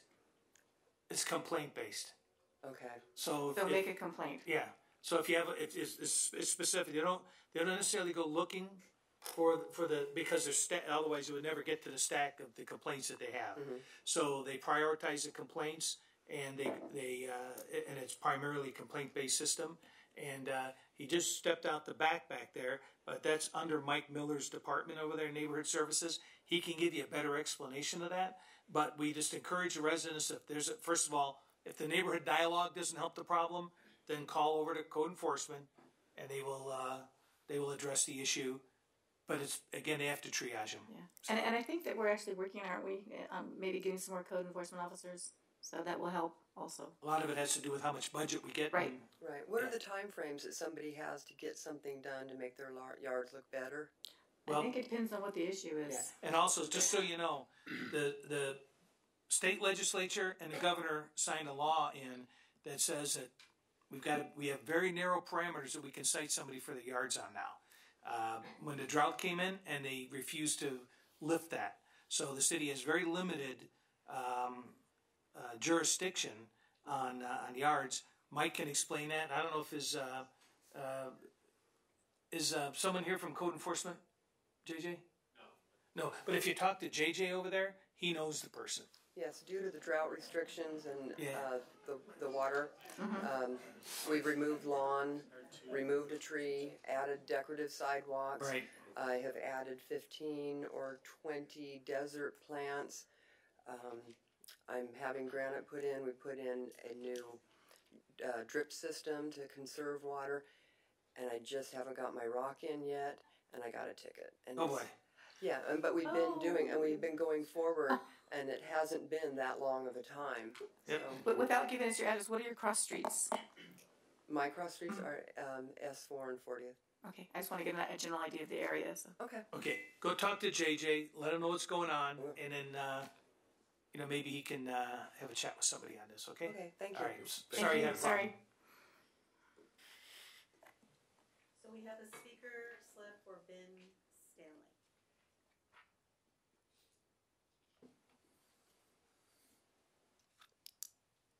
Evening, Council. Hi. Just state your name so it goes on. My name's Ben Stanley. Hi, Ben. My question is about Parks and Recs, the logic of their decision in the state of tennis in Palmdale. If you look at the Palmdale magazine, it says we have all these tennis courts, but in reality, there are 4 courts. There are 2 on the east side, there are 2 on the west side. Last year, the city contracted for a professional to teach on one of the courts, certain hours on the weekend. To our dismay, we went out to Masari Park because the park at 30th McAdams Park is just gone. The tennis courts are a waste there. They need to be torn out and redone. But anyway, the tennis courts are just, they've got lessons now going on both courts all the time. So I want to know, with all these lessons that they're planning on having on Saturdays and Sundays in 4 blocks, with all these new tennis players that they're going to create, where are they going to play? Because we're pushing 160,000 people in Palmdale now, and we have 4 tennis courts. It doesn't really, and I just don't understand. They have the same problem with the pools, so. And I know what happened to McAdams. They tried to put in pickleball over there. Whenever they tried to do something, it got vandalized. We were to the point we wanted to take our own net over there. That's not even a possibility now because there's no hardware.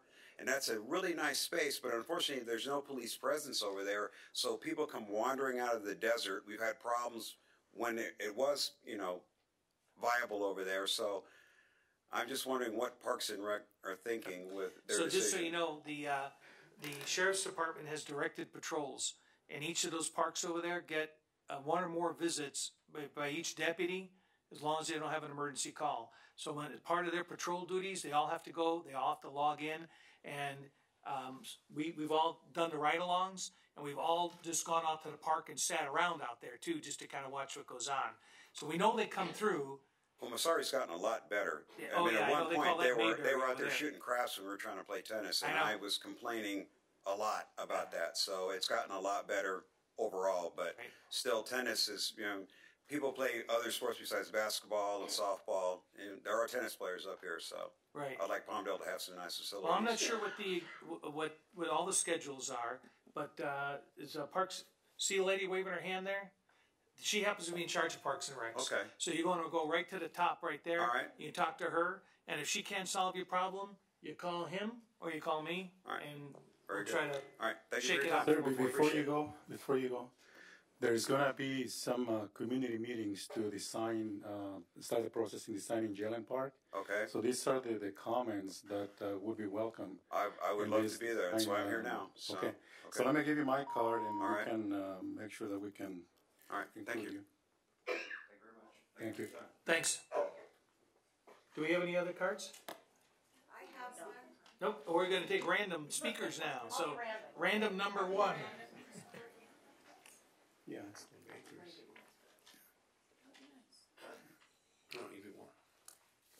Good evening. I think we have a flyer on that.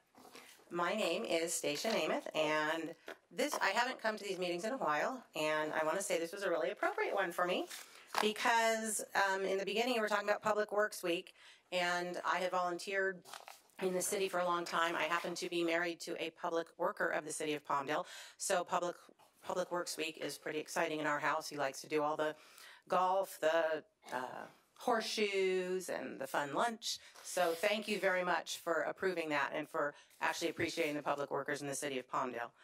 Also, Building and Safety Month. I recently added an addition onto my home and did a kitchen remodel, and I am very appreciative of the inspectors coming out. And even though it took a while, I did bake cookies last week, so that was very exciting. Cookies get some out there quicker. Yes. So I know that our Building and Safety Department is actually quite on it as well, and they've done a fantastic job on my job. And also, it being Military Appreciation Month, I do volunteer with our veterans groups. I am the mother of an Air Force pilot. She flies at EC-130 out of Davis-Monthan Air Force Base.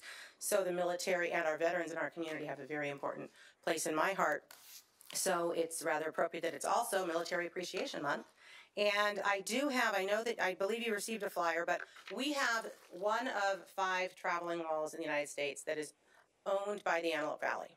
Very, very important thing. There's only 5 of them. We are the only West Coast-based one. We are the only fully volunteer wall. We are going to be traveling to Simi Valley for Memorial Day, and the Rancho Simi Recreation and Parks District is our host. So if you have time over Memorial Day weekend, please go down there, visit the wall. You'll see a lot of your citizens that are down there volunteering for us. It's a free event. It's open 24 hours a day.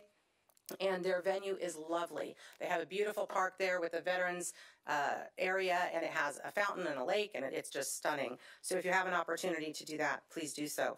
Also, I am your Planning Commission Chairwoman, and I want to say thank you very much for allowing me and 2 of my planning commissioners to attend the Planning Commissioners Academy.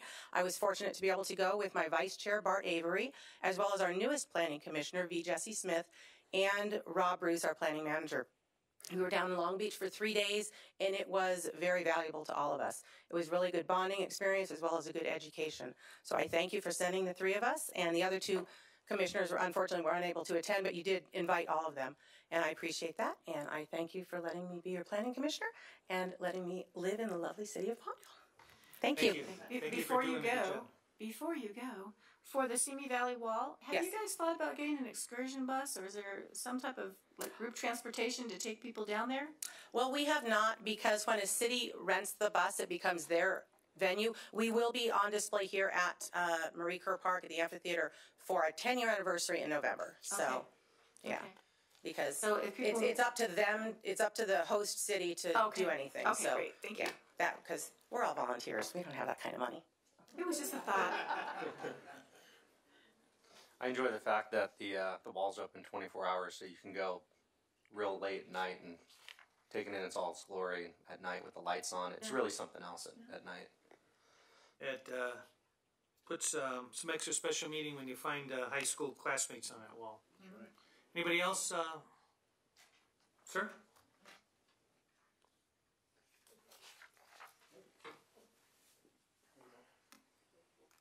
So you said we can talk about anything, right?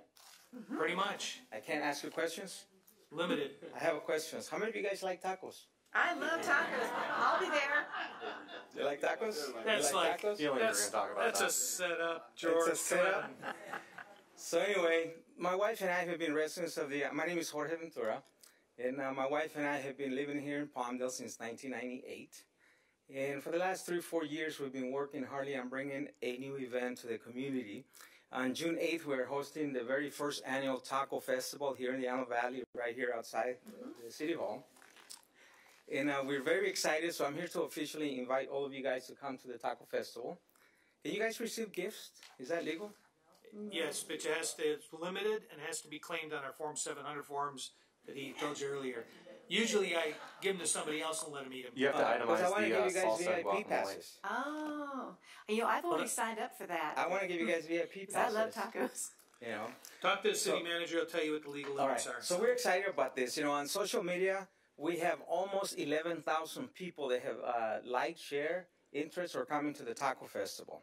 Okay, our billboards go up this week. 5 billboards throughout the Antelope Valley.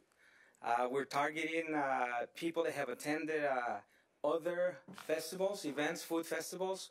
We're targeting 287,000 people on social media on their cell phones. They're going to get an ad to come to Palmdale and to come to the Taco Festival. Okay, it's exciting. We're very happy with the city of Palmdale because Parks and Recreations have been so easy to work with, you know, and it's just, we're really excited about it. Okay. What else are we doing? We have radio commercials coming out on 3 different radio stations starting next week. We got a call from Groupon. They're targeting 100,000 people for us in LA, inviting them to come to Palmdale on June 8th. And so it's a great event that we're having. Okay. We have 5 live bands that day for us. You know, we're going to start with some English play music. We're going to have classic rock, rockabilly. We have cumbia, salsa. We also have country music. You know, we have 2 dance areas. We're going to have a few DJs on one side of the area playing 80s music, and then the bands on the other side of the park. We're also going to have a Chihuahua contest. You know, so if you guys have a Chihuahua, bring your Chihuahuas. You know, my golden retriever identifies as a Chihuahua when he sits in my lap. So. He shakes a lot, right? Yeah. So, you know, we're excited. We have right now 60 commercial vendors and 15 food vendors. We have about 75 vendors so far. Okay, so I hope to see you guys there. It's June 8th from 11 a.m. to 6 p.m. right outside. We're going to fence the entire park.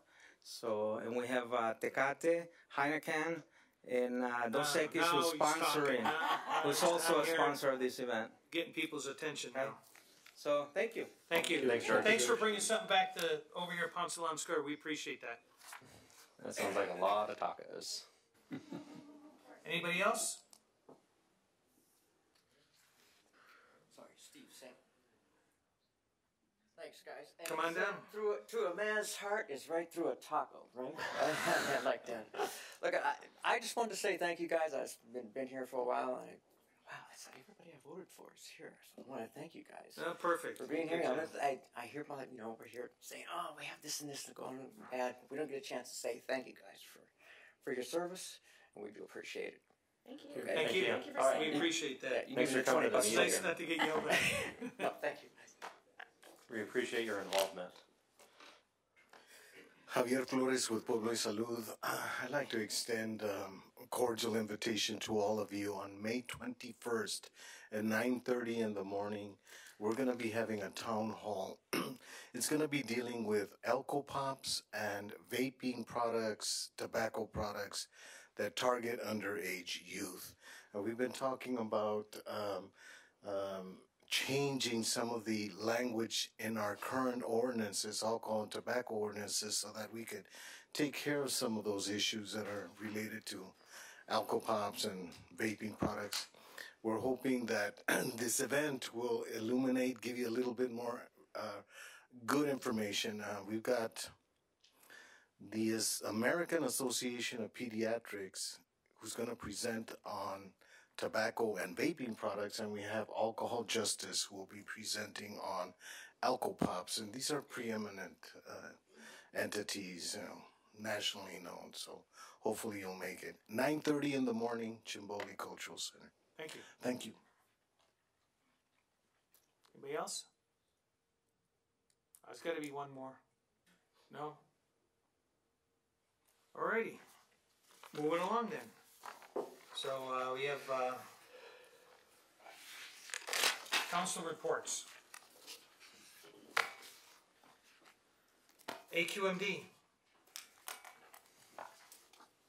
I wasn't able to attend that one. Was Richard able to? No, he was in court that day. Okay. The important things to take away from AQMD is that we're moving forward with more of the change outs for your mowers. So if you've got one of those stinky gas powered mowers, for just a few bucks you'll be able to swap it out for a brand new electric one. I've been running it for a long time. I was skeptical, and I waited to vote on that item until I tested it out, and they're magnificent, and I can hear my speakers in the backyard when I'm running it. So, they really are good. So keep an eye out for that. And we are constantly looking for businesses, organizations, and other entities out there that are in need of swapping out old stinky cars and trucks and getting new ones. And on the lawnmowers, an interesting point. Do you realize that your average gas mower, the emissions from that is the equivalent of 7 cars sitting out in front of your house, idling? So keep that in mind when you're using that thing, and think about the batteries really do a good job. But if you have a business, someone that has a nonprofit that is in need of exchanging out some vehicles. Also, if you have an old vehicle, the cash for clunkers is still in effect. And if you have electric vehicle, if you want to buy an electric vehicle, you can get $1,000. Well, you know this better than I do, because you're one of those guys that drive those. Oh, yes, I am. Yes. And you are. Me too. I'm getting surrounded by you guys. It's a good thing. Yes, it is. I'm giving. If you buy a plug-in electric vehicle, it can be plug-in or a plug-in hybrid. You get up to $1,000 cash back if you buy it locally. And if you buy a Tesla, you can get up to $500 back because there's no local Tesla dealer. So there you go. AVTA next. I did attend that. There's a major effort being made to convert all of the buses in the transportation system to green power, essentially non-polluting events. But in the interim, we still have to keep the gas-powered buses running, so there was an adoption to pay for that. The AVTA is always improving the lines in the transportation and trying to secure more passengers for the system. And I think that overall it's in pretty good shape, Mayor. We just 1 million miles as of today on electric buses out here. That's pretty amazing. So that's a substantial transition. Quite a bit has been accomplished. I think all of it will be accomplished by the end of the year. Yep. All right. Audit committee did not meet, did it? I don't believe so. Investment oversight committee. Missed contract cities. Was that going to be part of? Oh, contract cities. So contract cities. I pretty much run out of meeting budget, so I've been just trying to deal with the legislative part of it, and we've been dealing with that by with conference calls and looking at all the legislation, and it's very similar to the legislative agenda, although with some minor changes that the league is operating on there. So just ongoing. Most of you guys get the updates also from both of those organizations, and the city staff also provides you copies of the letters of support or opposition on the items that we're working on. So pretty much that's what contract cities is. Same thing with the league. The other thing on the league is board of directors meetings, and we're going to be having a state board meeting down in Orange County in a couple of weeks, and we're also continuing to work on the housing legislation, which is quite onerous from the state, but we're trying to find some middle ground with these things because in meeting with the state legislators, they pretty much told us, if you're going to say no, you're just getting the whole thing.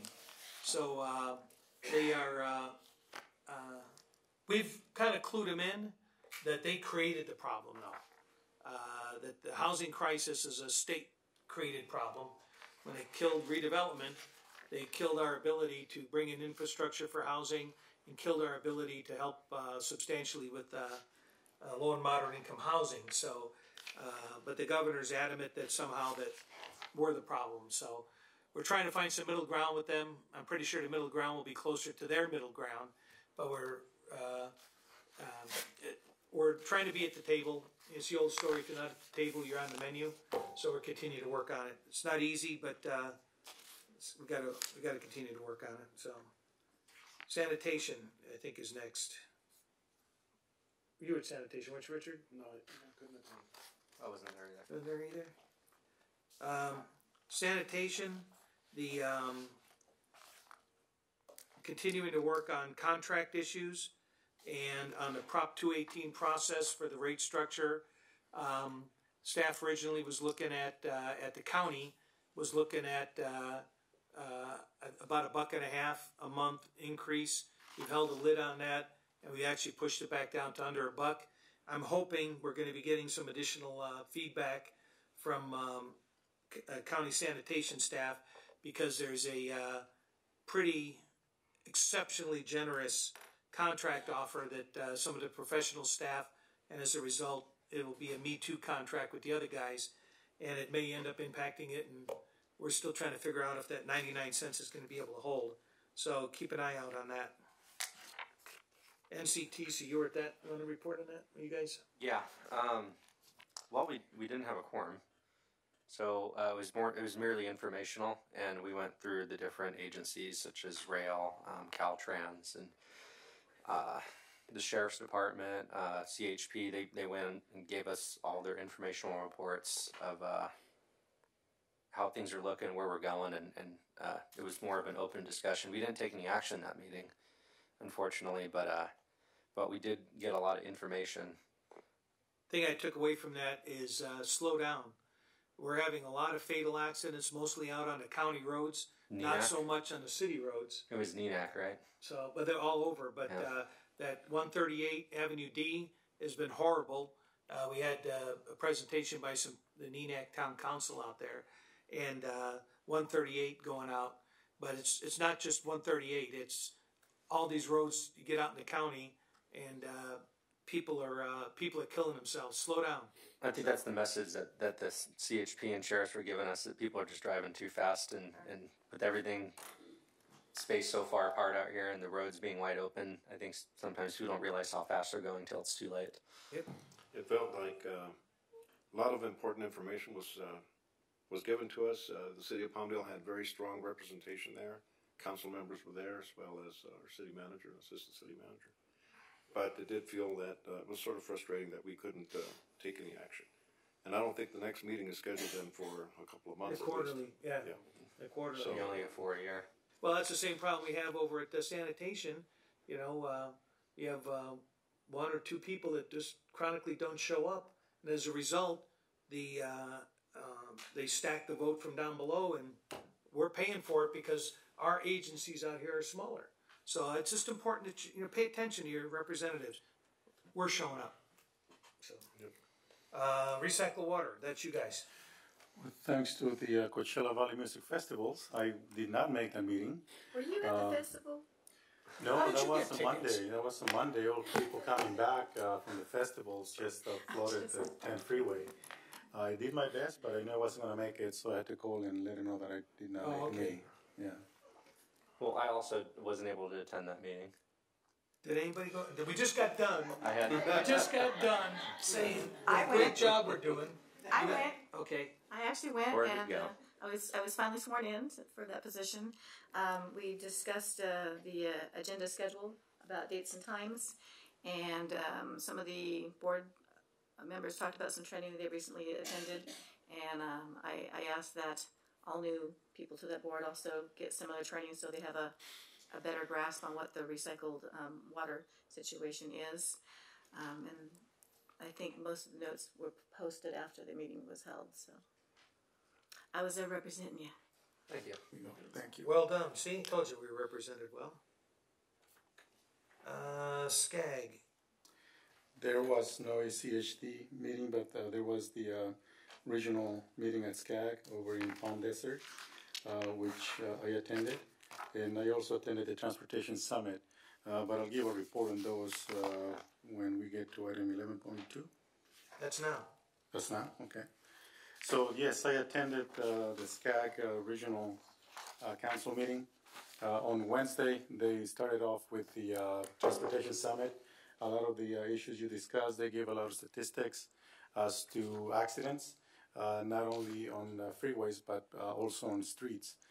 They focused on bicycle lanes and pedestrian crosswalks.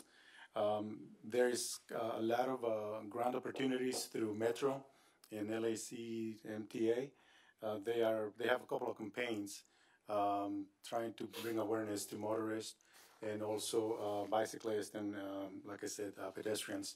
So I'll share that with staff to see if we can get some applications in to get some money to get some crosswalks for pedestrians and bicycles. And in other meetings that I attended, let's see here. Well, we were talking about SCAG, so that's why you got that one. Okay. Yeah, So I also went to SCAG. Are we going to do all our additional meetings Yeah, too? we'll get the rest of those a second here. Okay.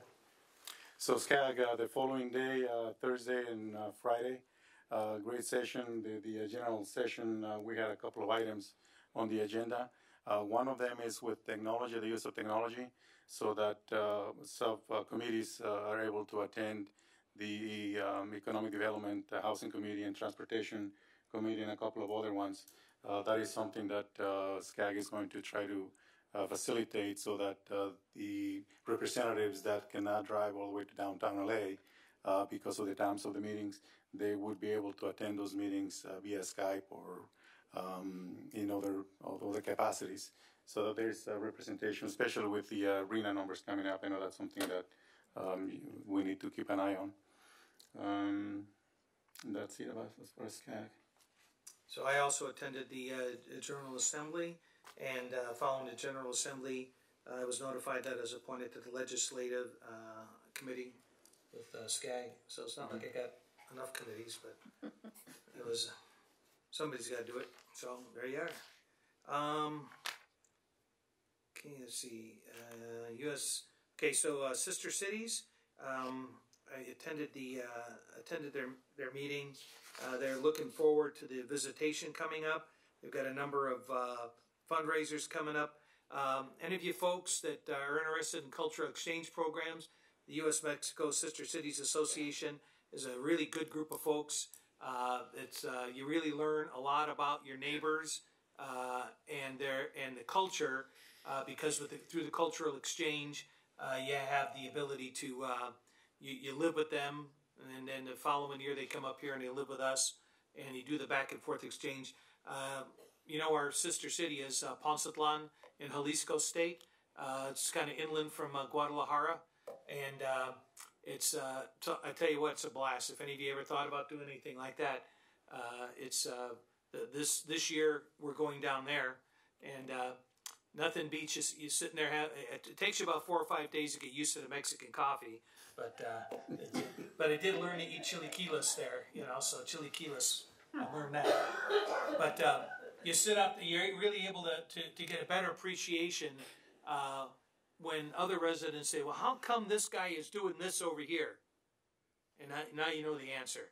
So you be able to relate a little better. So, but if you're interested in it, I think they've got another fundraiser coming up soon, but keep your eye out there. It'll be on social media. So, State Prison Committee. Yes, the city of Palmdale hosted the meeting. Right. I was actually hoping that some of you could attend. I'm sad that you weren't able to. We went over the numbers for the prison regarding deaths, batteries, use of force, controlled substances, etc. But what was really probably one of the most interesting things was we talked about the transitions program.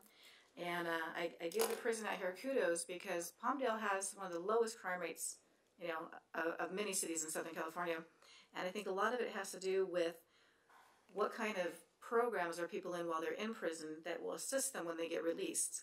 And our local prison here works very, very hard through their transitions program. It's a class where they learn work skills, finance, balancing checkbooks, and other things. And they work very hard to try and get them job ready. And the information that I want to give eventually to the work source is that a lot of people think they can't hire a felon to work in a lot of places because they can't be bonded.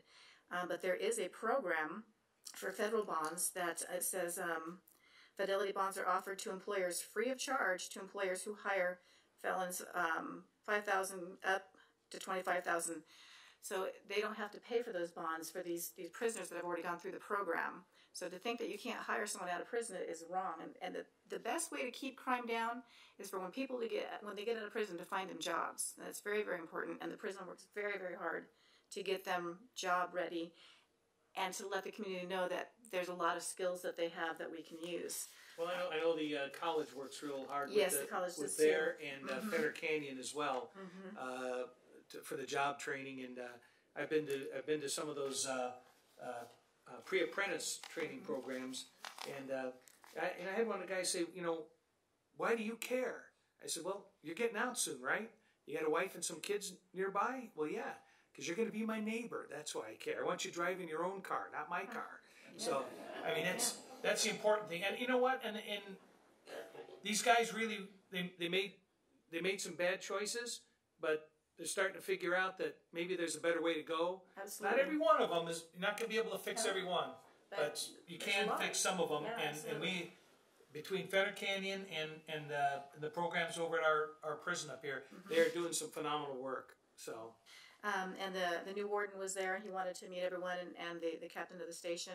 And hopefully we'll be able to have another meeting where maybe the captain can come and the council can come.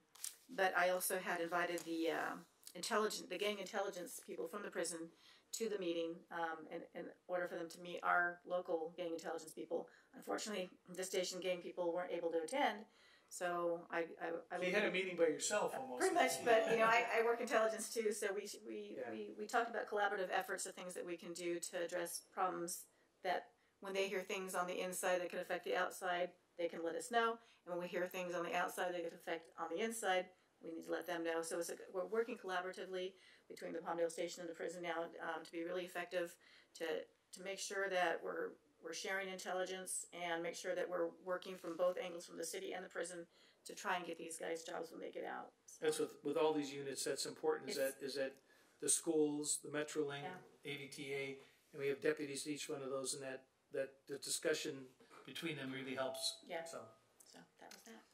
okay, Mr. Bishop, you want to start with other meetings and things like that? Field activities? Other stuff I did, attended casino night. That was a great turnout. It's the Sheriff's Boosters, correct, sir? Yeah, that's right. Sheriff Boosters Casino night. Just for clarity. Yeah, for clarity. I just had it in my notes here. Yeah, Sheriff Boosters is a great event. I had a lunch with the city manager and the assistant city manager. Got caught up with some stuff that we have going on here. I met with a couple of developers about some major projects we have coming into the valley soon, and really exciting stuff. And most recently, I attended the mayor's prayer breakfast in the morning at Victory Outreach over in East Palmdale, and that was a wonderful turnout. And I got to speak on behalf of Mayor Hoffbauer, and I thought it went really well. Thank you for covering that for me in the morning. That can only be in so many places, and I know Mr. Lowe has stood in for part of that as well. Can only be in so many places at one time, so. That was more or less it for me. I'll let you guys get into the rest. We all tend to go to a lot of the same things. Mr. Lowe? The TPA 5th Annual Friends of the Academy Dinner. That was at Gino's Italian Restaurant in Lancaster. I attended that. Let's see. There was a volunteer appreciation luncheon that I believe quite a few of us attended that as well. And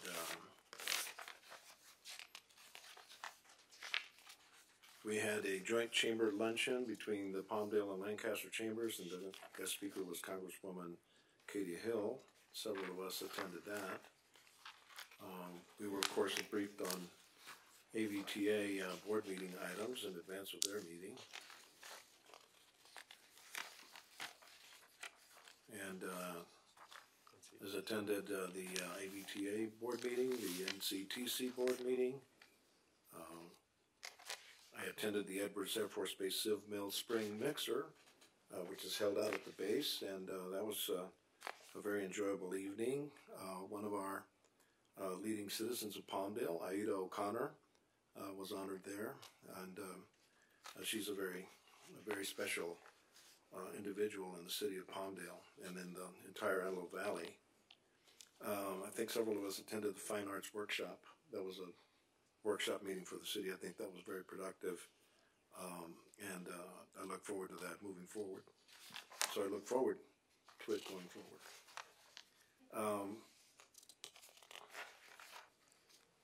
Law Day Appreciation down at the AV Fair at the Van Dam Pavilion was very well attended. And that's an interesting mix of recognition, not just of law enforcement, but as law personnel, the entire legal system, judges, district attorneys, sheriffs, California Highway Patrol, sheriffs from Mojave, as well as CHP from Mojave, correctional officers. Deputy Morris, right? Yes, he got the award for the city of Palmdale. The judges, and we're going to be having one of our judges, Judge Rogers, will be retiring at the end of this year. That's going to be a loss for the region. It will be a loss. He's been a judge for a long, long time, and an attorney in the community for a long time before he was a judge. But he handles a high-volume civil court here, and you're absolutely right, he will be missed. I could not attend the prayer breakfast. I had court that morning, but I did attend along with our city manager and our assistant city manager the prayer at the flagpole, which was held right out here. That was a prayer that was being done simultaneously in cities across the United States and simultaneous with the city of Lancaster. They were doing the same thing at the same time. I attended the pre-EV National Day of Prayer at Jet Hawk Stadium, and I saw a very remarkable thing there, and that was our captain embraced a fellow who had just been released from state prison, who promised that he would be on the straight and narrow, as Judge Ogden used to tell these people that came before him. And I was very impressed with what you did. It showed that we can bring people back from a correctional institution to a law-abiding citizen. So thank you, Captain, for that. That was very good.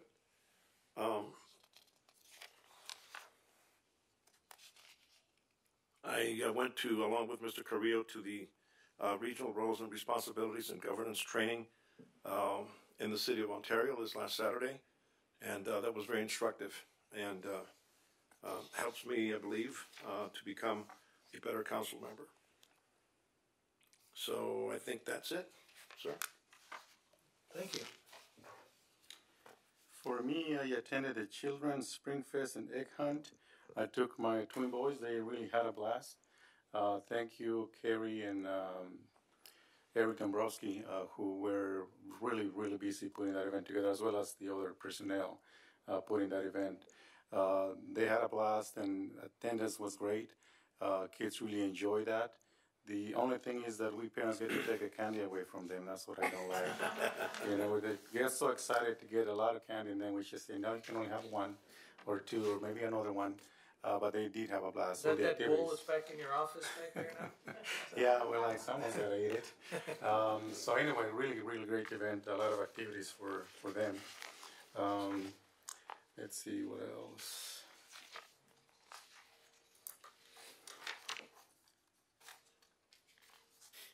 The finance workshop we had a couple of weeks ago, very, very informational, and I'm really happy to see that there was a lot of people attending.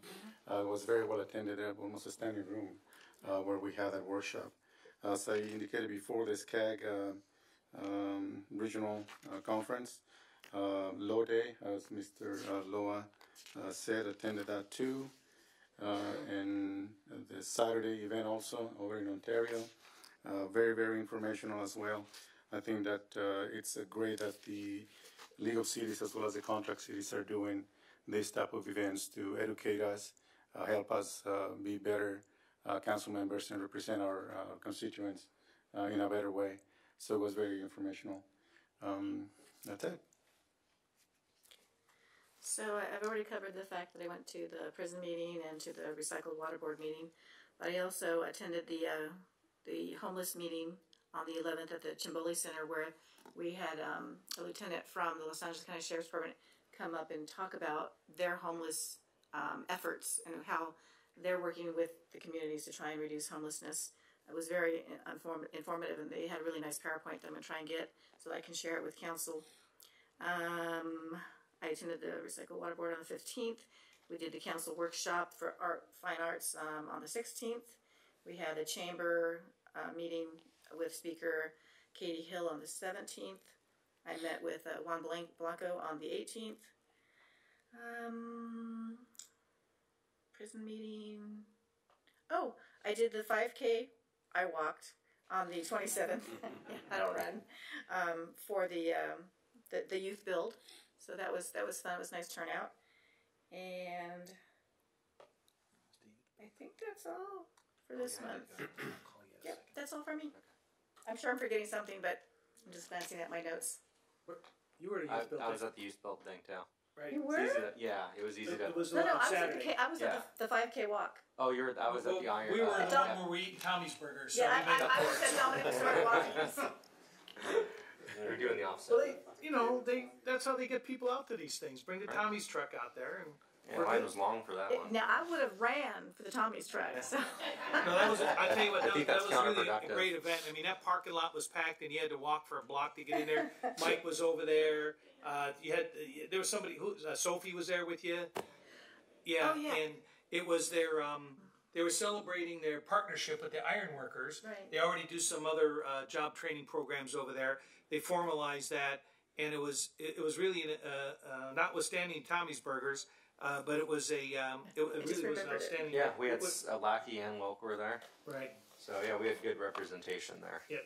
Yep. There's they're doing good stuff. They're putting a lot of good job training out there for everybody. So if you need a job, there's jobs out there. So I also forgot that I attended the park watch at Desert Sands Park, and that was a lot of fun. And I had a dance partner. We were out dancing. Mrs. Blanco was teaching me some moves out there, and had a good event with the public and the citizens and the music and the DJ. But no Tommy's truck though, huh? No, I would have really danced have to work for on that. that one. So next time, huh? So yeah. So we're all pretty involved. We're out there. Yeah, everybody's out there. Well, I attended a lot of the same things you guys did. I went out to the robotics tournament and subsequently followed up at some of the high schools. I was at Quartz Hill the other day. I've got a couple of these other ones set up. I got to tell you something. Some of these kids are scary smart. Yeah. You watch these guys, if you can give them the tools and just kind of point them in the right direction, stand back so they don't, electrocute themselves or something. But it's amazing, and these kids, they just get into this stuff. And they'll sit there and they'll explain stuff to you. And I asked the teacher not to post the one picture of me standing there with my jaw down. I was so amazed as this kid was explaining his 3D printer system and they're fabricating the parts for their robot on their machine with stuff that looks like trimmer string for your garden trimmer. It's just it's really amazing watching these kids work. That we're in good hands if that's any representation of our kids out there. Chief, thank you for a great fire service day. You guys went all out. I think the best part is watching the line for the kids to get up in a Black Hawk helicopter there, or to put on a turnout coat and squirt water. Just watching the kids out there is just amazing. And watching all the old guys just get to be young kids again. It's a good job. Thank you for what you guys do. Went to the sheriff's volunteers and the city volunteers dinner. Went to the fire department retirement dinner. Again, thank you for you guys do a great job depending on how many guys retire, they do a retirement dinner every year, 2 years or whatever. And I had a number of personal friends, including my brother, were at that retirement dinner. So that's a great. Hopefully, they didn't take too many pictures of us out there then. But liability trust fund. I wish I could talk about it, but they would kill me if I did. But the liability trust fund, just suffice it to say, the majority of the cases, while what was perceived is not always reality, and I've got to tell you, when you turn around and you review the actual evidence and you actually see sometimes some of this stuff is caught on peripheral video systems and things like this, our sheriff's department is doing an outstanding job out there in a very adverse environment often. And they do great work. I also attended a Donate Life. When I renewed my driver's license, I finally figured I can't take this all with me, so maybe somebody else can use it. If you don't have that pink dot on your license, they're not gonna grab those spare parts. And it's amazing how many people one donor can help. And to listen to the stories of the people that were benefited. We had a liver transplant recipient there. We had a cataract, an eye, I think it was a lens or something. But just to listen to their stories and how you can change somebody's life, and it really is kind of like immortality if you think about it. It's your legacy. So think about that. But I attended the program at both the hospitals. If you go by either of our hospitals and you see a white flag with a blue and green symbol on there that says One Legacy, that just means that they're honoring a donor that day. So that's what that flag means when you see that at their flagpole out there, that a donor made that last gift. So I, like a lot of you guys, met with, seems like every developer in the city that's coming down the pike wants to meet, and there's a lot of stuff cooking. I attended the last in a series of local TDA unmet needs hearings for our transit systems, and that's going to the Board of Supervisors. There's a series of these meetings where they recruit hearing officers that are on the different agencies, And it really is interesting listening to people and getting some ideas on how we can more regionally improve some of the transit systems. And when you sit on this, you also go down and you're hearing testimony in other communities as well. And our transit system is doing a really good job out here. There's some really exciting stuff coming up too in the very near future. Micro transit system to deal with the Far East Side and deal with that out there. So we'll talk to you more about that later as it comes on board. I attended Queen's programs for Palmdale and Miss Rancho Vista. We got some outstanding young ladies that I think will probably be on an upcoming agenda to honor the outgoing and incoming. But just some fine, upstanding young ladies that were there, and just to watch the emotions and watch how they progressed. And some of these young ladies, watching them from when they started, how they were kind of quiet and shy, and now they just push you out of the way and they get going. It's really amazing to watch that transformation, and looking forward to a lot. Fire Service Day, again, thanks, Chief. Mr. City Manager, your team, and again with the Public Works guys, for the Old Herald Barrel Springs Road cleanup. I was out there at the crack of dawn last Saturday, and I got to tell you, we also have a couple of folks that are just the coaches out at Night High. I got to hand it to them. Those guys are dragging those young men out there. Yet when you got a cleanup you got to do, you can't beat some young, strong backs. And they're out there working them. And our Public Works guys are out there on a Saturday and just doing a good job, helping the community, help the neighborhood. And the transformation on that road was amazing. With time, the piles of junk and the stuff that we pulled out of the weeds, including a couple of snakes. It was just, it's amazing. Listen, if you're doing a clean out, hire somebody legit, because most of the stuff we were finding was obviously like apartment and house cleanouts that a rental company just hired some guy from over in a lot to drag the junk out, and that's just not right. Sheriff's Boosters, I attended that as well. They raised a lot of money. That's going to go to a lot of sort of the optional equipment that a lot of us don't think of as optional, but that the bureaucracy thinks is optional, and that our tan and green out there really need. So we help them a lot. Let's see, we had the TPAA event, fundraiser as well, Law Day, echoing Mr. Loa's comments out there. The Day of Prayer, a lot of people were. There's some pretty moving words, and Mr. Lowe was actually. I thought some of the words the captain said out there were pretty profound, and thank you for what you said and did out there with those guys. It was meaningful. Thank you very much. The Youth Build event, had a meeting with the supervisor, and we had the Grace Resource Development Dinner. Richard and I were out there at that, and between Grace Resources and Saves, they're keeping a lot of people keeping a lot of people alive, quite bluntly. And there were a number of events I missed, but we had some friends that invited me to a deposition, and I will not discuss it in public. So I did attend the Sheriff Boosters, and it's significant that the Palmdale Sheriff Boosters and the AV Sheriff Boosters are working together to assist the Sheriff's Department. Yep. I think that we're all finding that there's more stuff that we are working, that we can agree on, that we're working together on, that we're moving us forward on. So, okay, I'm gonna have to. Anything further from the council? Just a reminder.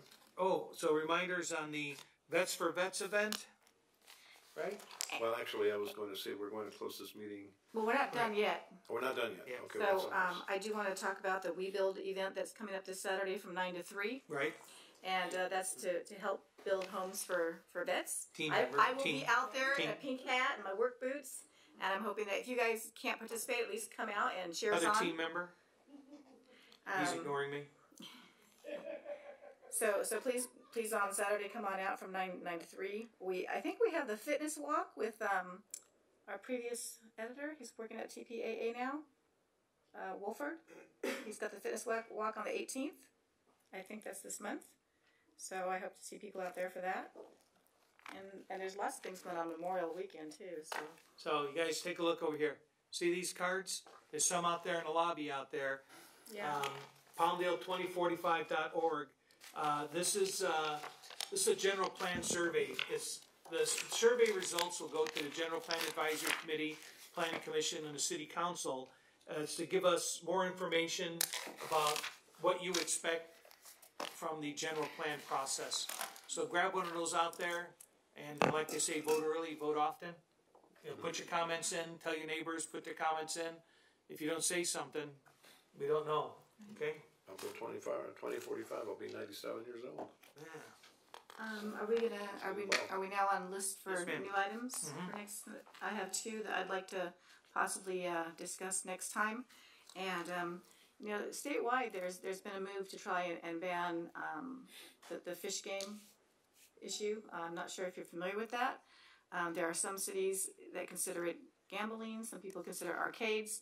There's been a movement for the state to put in a statewide ban. Some cities have banned it. I'd like to see how the other cities like Victorville and some of the other cities have got that out of their city so that it doesn't become a criminogenic issue for our city. Okay. Because I've noticed that there have been multiple applications being made to bring these businesses to our city, and I want to make sure that they are legitimate and they're running an honest business, or we need to be able to put something in place to prevent them from coming in if they're going to be an issue. Can we get a follow-up report and then if necessary refer it over to City Attorney's Office? We can do a report on that. We've been having discussions with the city attorney throughout this new epidemic of fish game arcades. And we're also talking to our legislators and looking for sponsorship of potential ban legislation. I know some That's cities what Hawaii have did. banned it, so maybe we can find out how they did it and maybe look at some of their verbiage and just get back to us maybe next month. My second item I'd like to put on, and this is probably, don't take this the wrong way, but now that we're in districts, I would like to see our district council have more ownership of our appointments. And Steve, when you were a council person, for years, you were one of the biggest complainers, no offense, to the mayor appointing people he wanted to commissions. But basically we had to go along with it. And when we spoke about it, and I said, well, is it true that you get to make the appointments all the time? And he said, yes, it's true, because that's the way our charter was written. Our charter, and I absolutely agree with you. And our charter was written before we had districts. So I would like to see something brought forward that gives the district councilpersons a little more authority over their own district and who they can appoint. It maybe just make it a little more fair. So and that's in that light, as each of these appointments have come forward, I have over probably bent the ordinance a little bit, but I made a point of consulting with the city attorney's office, and I have made a point to consult each one of you about. I just think it should be written in. So just make it official. Yeah. Well, it's just an idea. I don't know if we can do that or not. I don't know. Charter amendment.